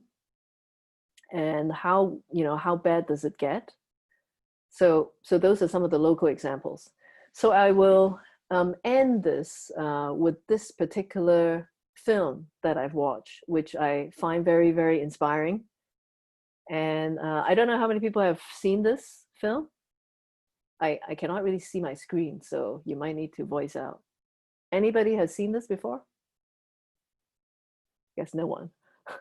Anyway, it's an interesting name, The Biggest Little Farm. It's very little in size, but it's very big because of all the produce that it makes. And the farm actually is spearheaded by these two founders, Molly and John Chester, and their beloved dog, Todd. And it was very, very inspiring film. It's a documentary about an hour and a half.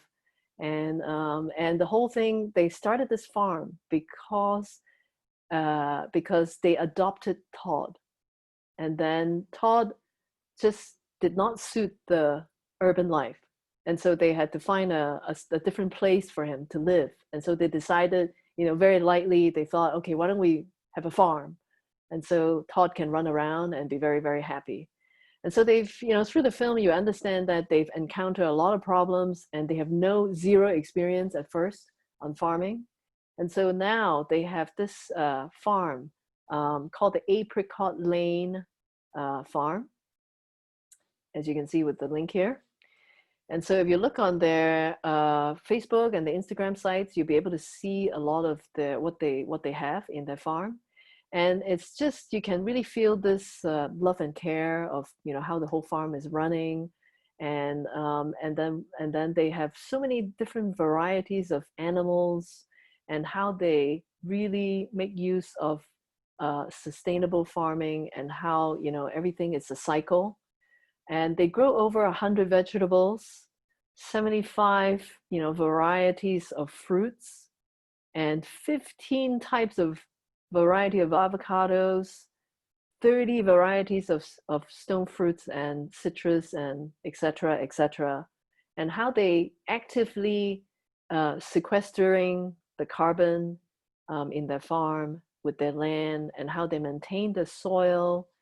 And so it's quite amazing. And there was something that they mentioned, that when you give a green cover to the land and put livestock on it, then the magic happens. Of course, you need to understand how everything works before you can really make it happen. And so this whole zone, it's their orchard, and they call it the fruit basket because it has, you know, all these varieties of stone fruits. And one of the things that's very fun is that they actually have names for all the farm animals.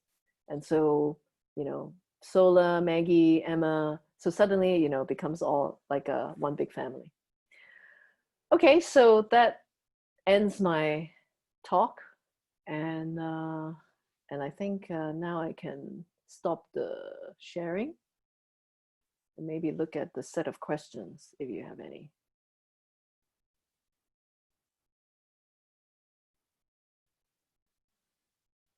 Ooh, there's a lot of questions.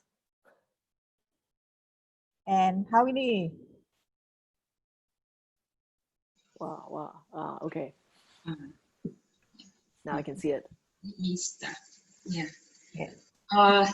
Yeah, thank you, Sylvia, very much for. I think it's a very inspiring lecture. I think it's an example for this project Bangpakong as well. That is the approach that you show the student work of the Long Valley and also that two towns that I could remember the name. Lecture2-3. Yeah. The approach to this three project is it could be a good example for the student in this workshop to adopt, that maybe give them the brief idea that how can you manage to in the larger picture for this area, think in terms of policy and how you gonna propose the designs also. And that might be the detail because it's the term project, right? It's a long-term project, right? Yeah, but this workshop we might have time to go into that detail. Yes. But it's a very good one.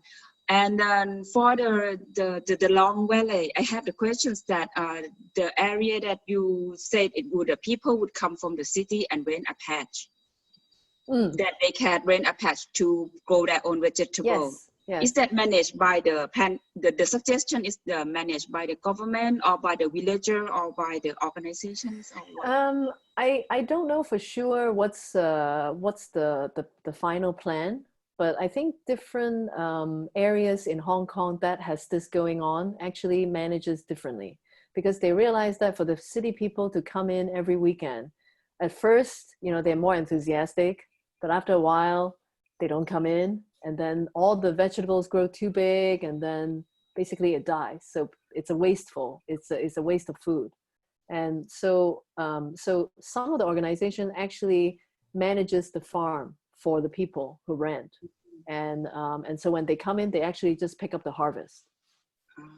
Yeah, so I think things could be discussed, but for Long Valley example, I'm not sure what they have adopted at the end. Okay. Yeah.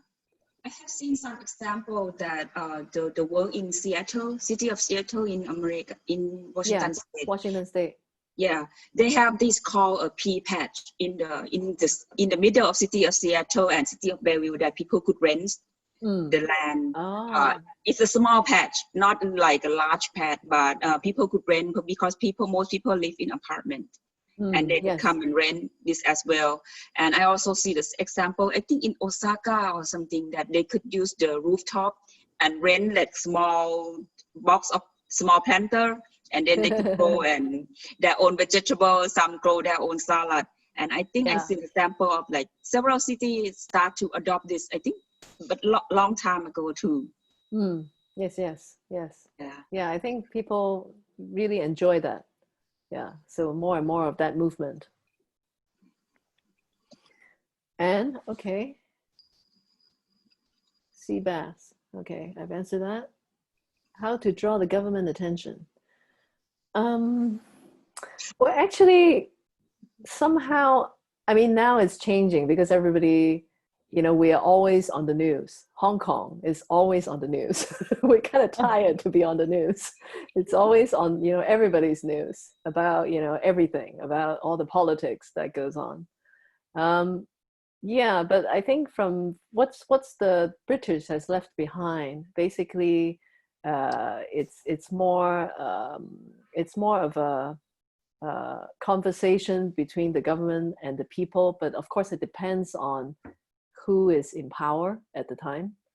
So, I wouldn't say, what's happening for now. I don't really know for sure what will happen.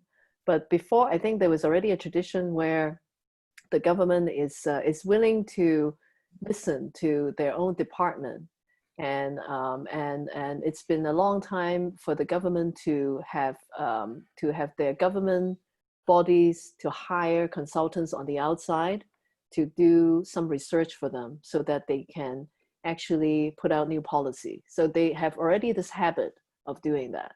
So for the government to look at the Long Valley in this way is because they also recognize that the importance of Long Valley as a whole, as an agricultural heritage, as a cultural landscape, as an important migratory bird route. So all these things, everybody agrees on that. So then it's not too hard for them to come and then support this idea.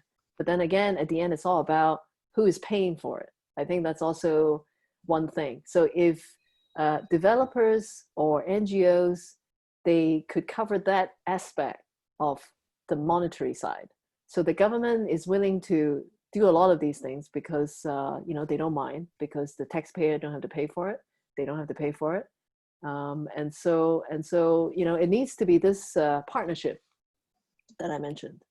Then it can work. But then it varies from individuals to individual groups. Yeah. Okay. Management. Yeah, I hope so. But it's local context is different. Yeah, as Nam already mentioned. I saw your question. I don't have any questions now because I got kicked out from Zoom and it's all gone, so I don't see any chat right now, and I don't remember what I typed earlier. Okay, you type how? Right oh now. No. How to draw the government attention and Yes, who yeah.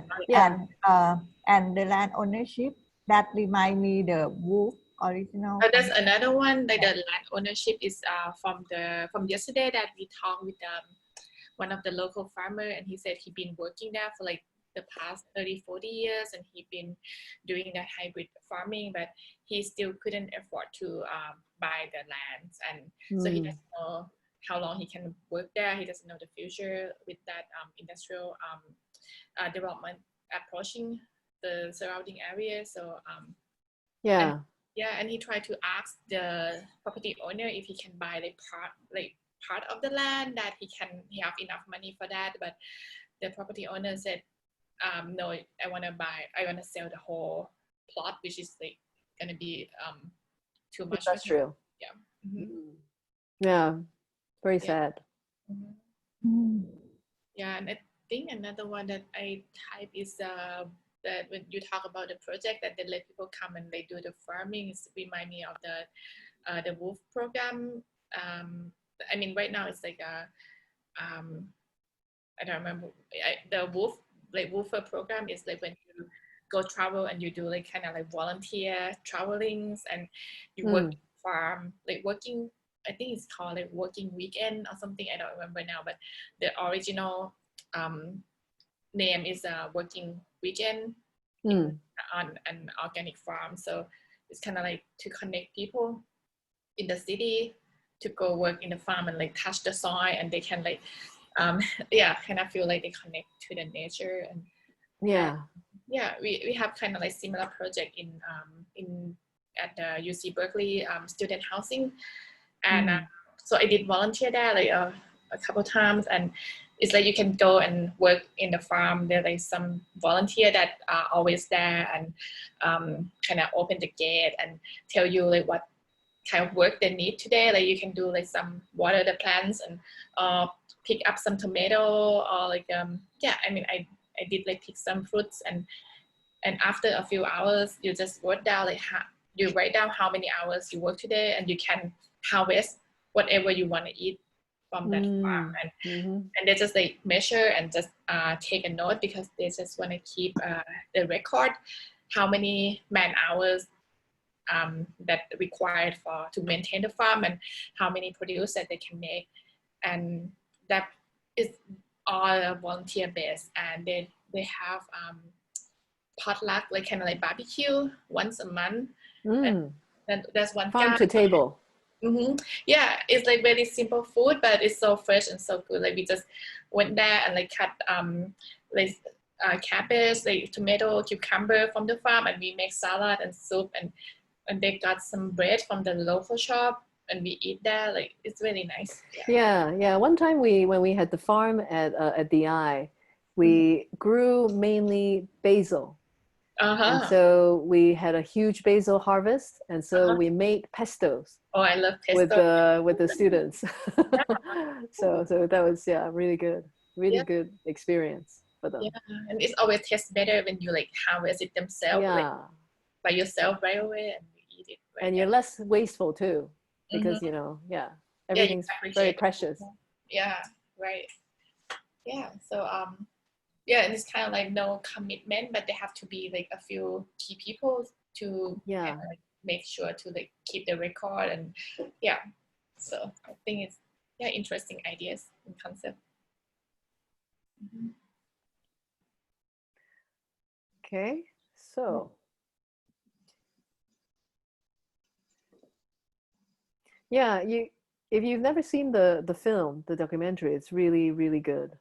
It's really inspiring. I mean, although all these things we can do in the urban areas, but nothing beats the real sort of farming with the real land, and that is a true experience, because it spoke about how one insect is actually good for another, and how you can utilize different livestock to perform different things, so that it's actually contribute back to the land.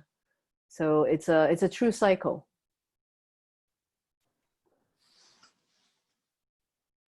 Yeah, I just looked up that apricot land that you talk about, and it's only like less than an hour from LA, so it's really like kind of urban. Yeah, that's right. Bang Pakong is only 1 hour from Bangkok. Yeah, about the same. Yeah. But another thing, I interviewed the people at the site yesterday, that he told me that the biggest holder of the land ownership of the area of our site is like one big family that own about 1,000 several hundred acres. So you mean the PPL? The PPL? PPL is on the on the other side of the industrial. That would be the industrial side. So but another for our side is just people usually rent from that family. Yeah, I see. Yeah. For the student, I would like to emphasize again about the scale of the site, our project site, Bang Pakong. Bang Pakong is about more than 15 times larger than the one that you said. Is that Long Valley? I'm not sure which one. I'm confused already. But the size of the project is quite large. The total area is 640 hectares to 700. It depends on how you calculate the area. And the largest project that in Hong Kong and China is only 30-something hectares. So a little bit different scale, but your project is just exactly equal to Walisara. Walisara, are you there? I saw your name. Actually, Walisara proposed something very similar to yours, but her project called Food Security Learning Center. She tried to illustrate and to present something like many kind of food, including agriculture, food production, and also farming, and also some other food processing. So I think very, very good. I mean, in order to make people understand the area, not only the size, because our site don't have that variety, but only maybe a fish farm and also live farming, but not other orchards. But you know, in the we call trans boundary. So the area have like the upper of the Bang Pakong River, and a little bit lower, and also our side, and also the mouth of the river or lower delta of the Bang Pakong River also have different characteristics. And in order to make people understand about the food security, so we have to introduce maybe the importance of or the role of the food security, or the role of the agriculture, the role of the farming, in order to make the successful and sustainable food security in our country. So, one of the aspects that I noticed when you were having your river trip, your river cruise, is that I think we always just get the sense of the mangroves on both sides, you know, through the river. I think it'll be really interesting if we can penetrate into the fields and come back out, so have sort of different landscape views, because right now it's more the same view. And and so I think it'll be interesting to open some area with open water, some with open fields, some seeing the farmers. So, you know, that's a way of making this whole area more visually accessible, because right now it seems like it's all fenced off by the mangroves. That was one observation. There are only it's so rich. access to the water. The one that we were yesterday was the lunch area, and we ride the boat at the lunch area. And another one is Wat Bang Hak, or Bang Hak Temple. We already been there. But even the two sides is different characteristic of the accessibility. Yeah, and then it got narrower and narrower. Yeah. One other thing that I thought about also is if you can have, you know, the London Regent's Canal. You've heard about the Regent's Canal in London? So basically they're canal waterways, and it used to be a canal that transport a lot of goods. But because of that, they have these canal boats where people actually live there. So they're kind of long canal boats. And still, nowadays, there's still a lot of people who live there. So imagine, you know, if you can have, is that the one near King Cross station? Yeah, there's Camden. I've been there, Camden, yeah. Yes. So because Regent's Canal is a network, so it's very big. So I was just thinking, you know, maybe you could even have people that could hire the boat and actually live, you know, stay among the mangroves. You know, there's a lot of, it seems like from a design point of view, there's a lot of possibilities to me, because it's so interesting, that whole area of our site.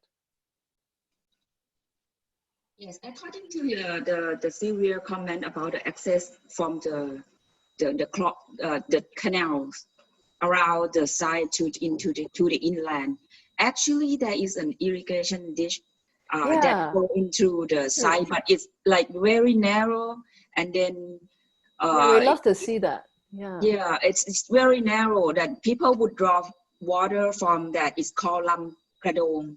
People would draw water put into the fields to fill the pond, to fill the rice fields, so they could have the water for the shrimp and for the fish that in the field. So that, I think, is actually there's a possibility to widen that irrigation. Yeah, because there's every 100 meters. You mentioned there was every 100 meters there's a irrigation canal. More or less. Sometimes More or less, yeah. It depends on the land, on the land. Yeah. Yeah, you can easily do that by pushing back a bit of the mangroves. Then you'll be able to be next to the channel and see the fields and see the mangrove at the same time. And you can pick your fruit like you did yesterday.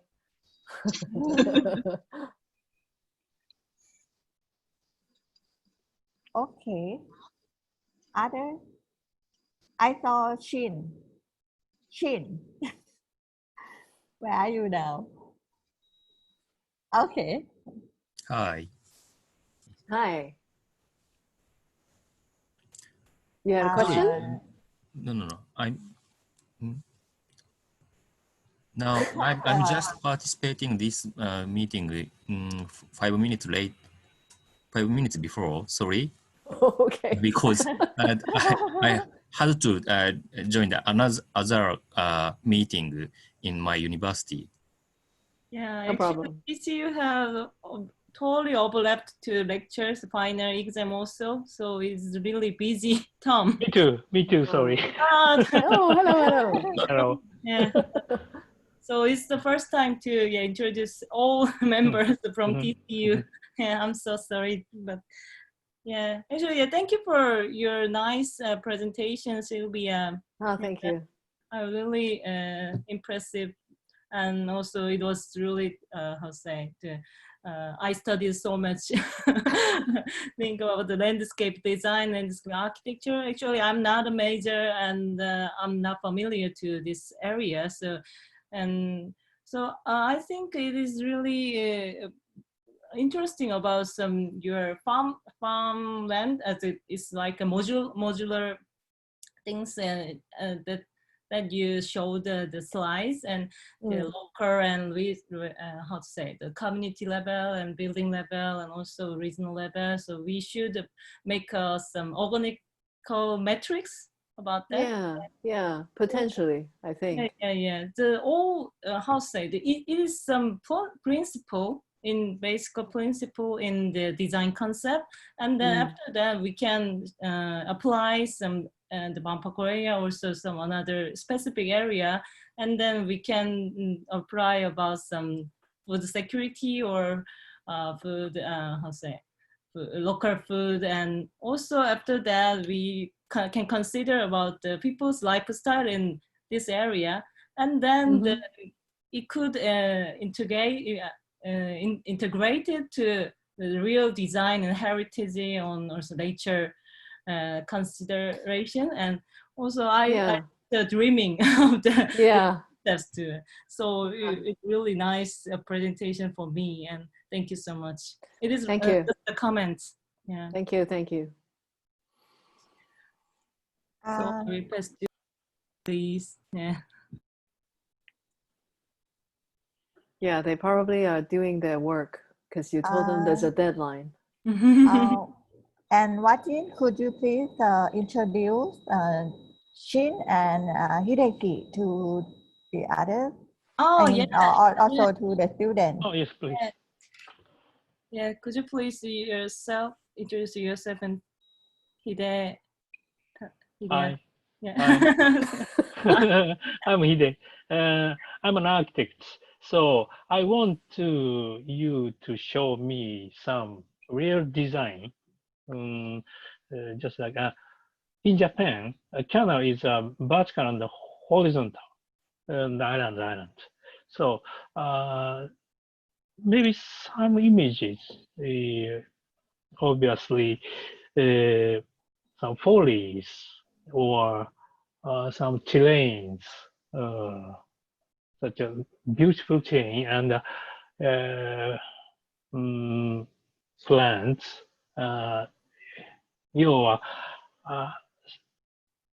Just need a motivation of users. Kind of like a Kyoto canal. The canals in Kyoto. 京都、まあ、それもあるね。京浜キャナル。Yes. in Tokyo, just like urban canal cities,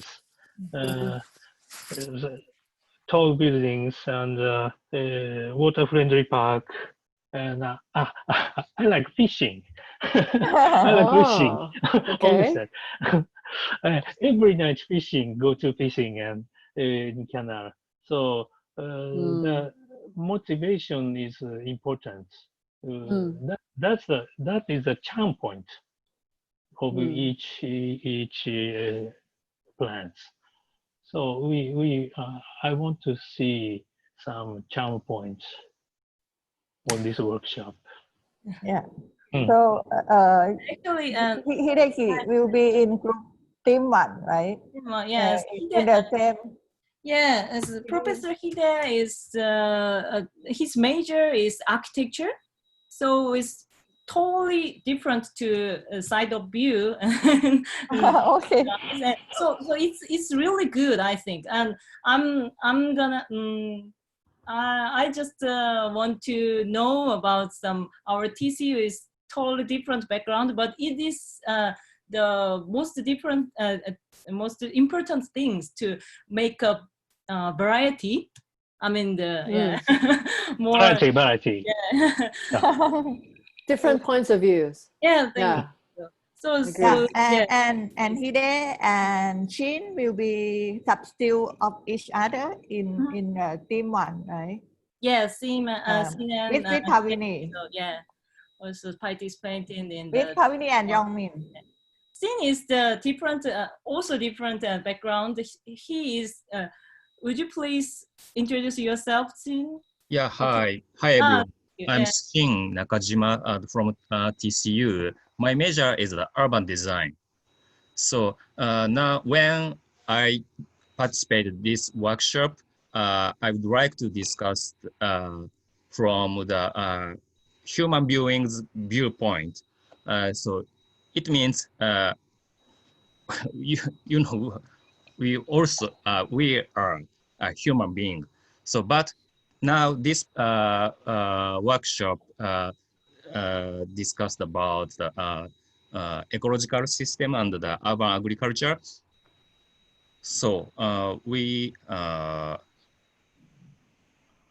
to discuss from the human being enjoyable and satisfaction from the human being and harmonize the ecological system and the social system. So my urban design's viewing point is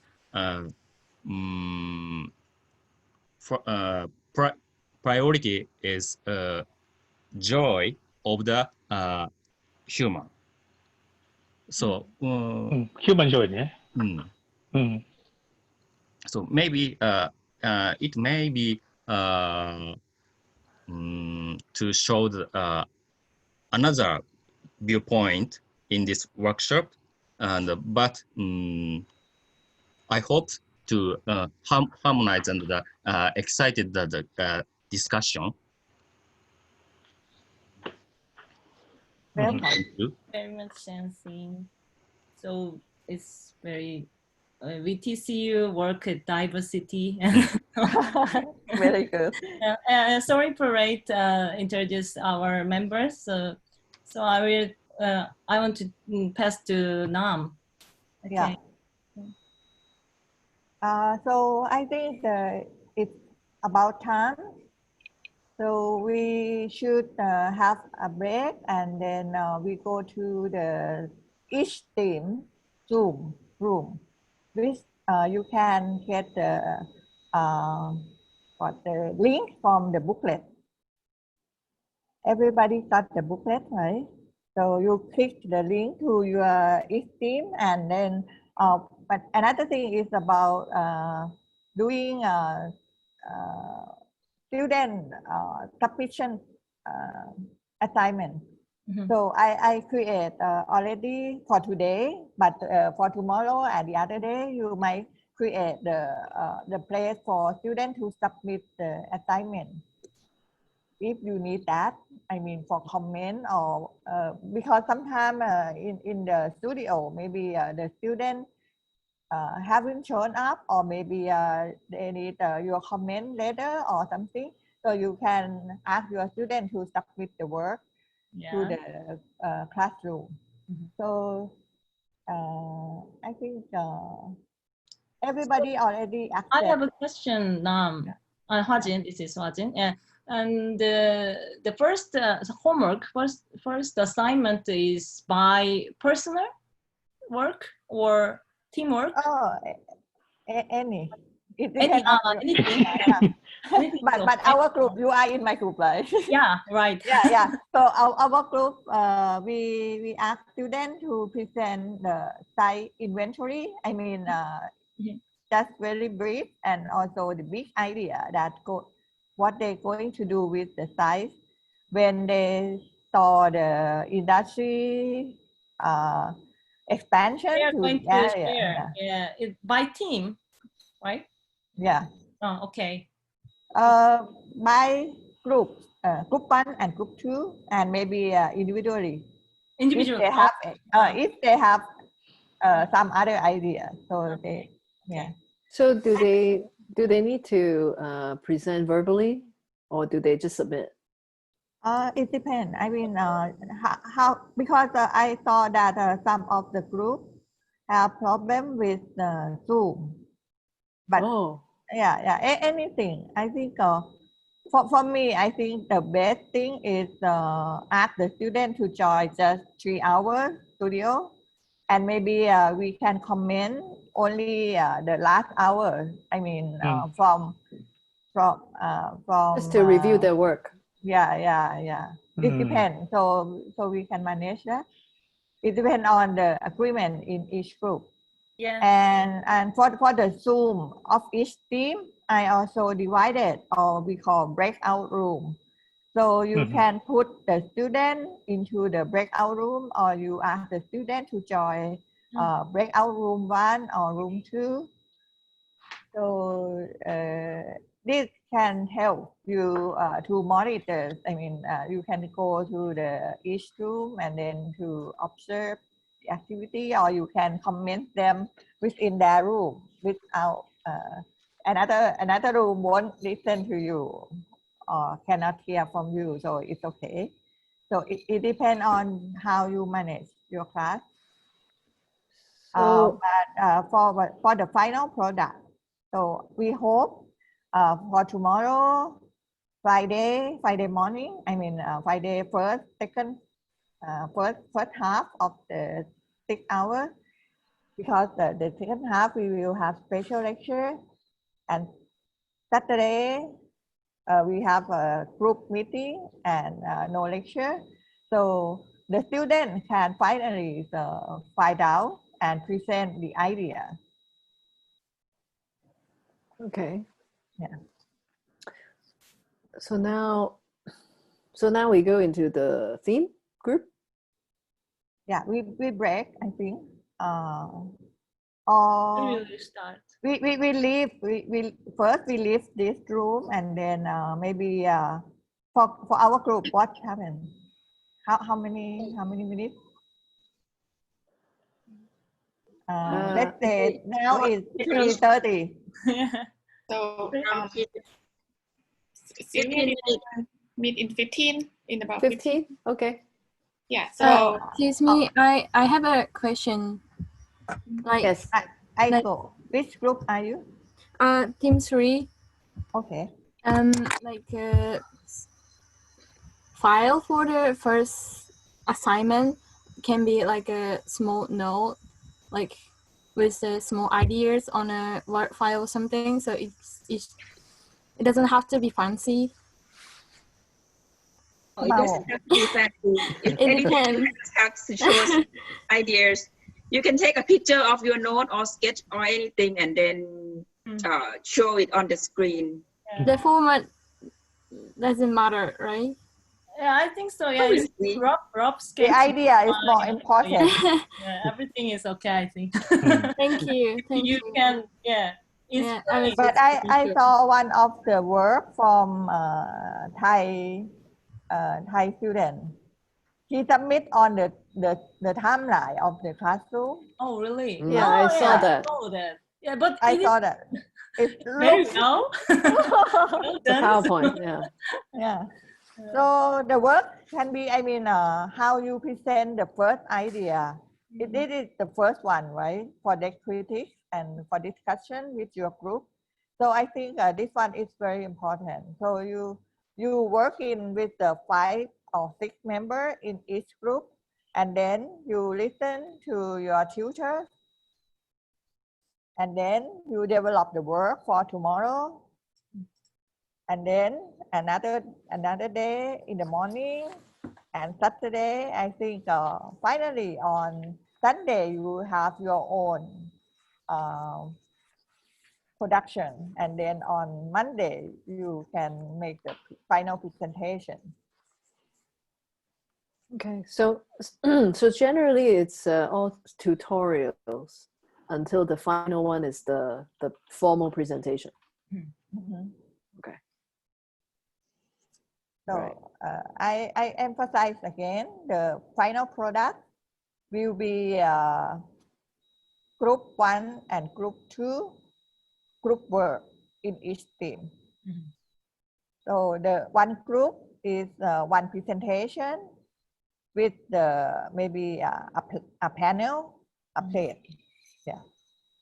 Okay, so in each team we will have 2 design in each team. So altogether 8 design. Okay.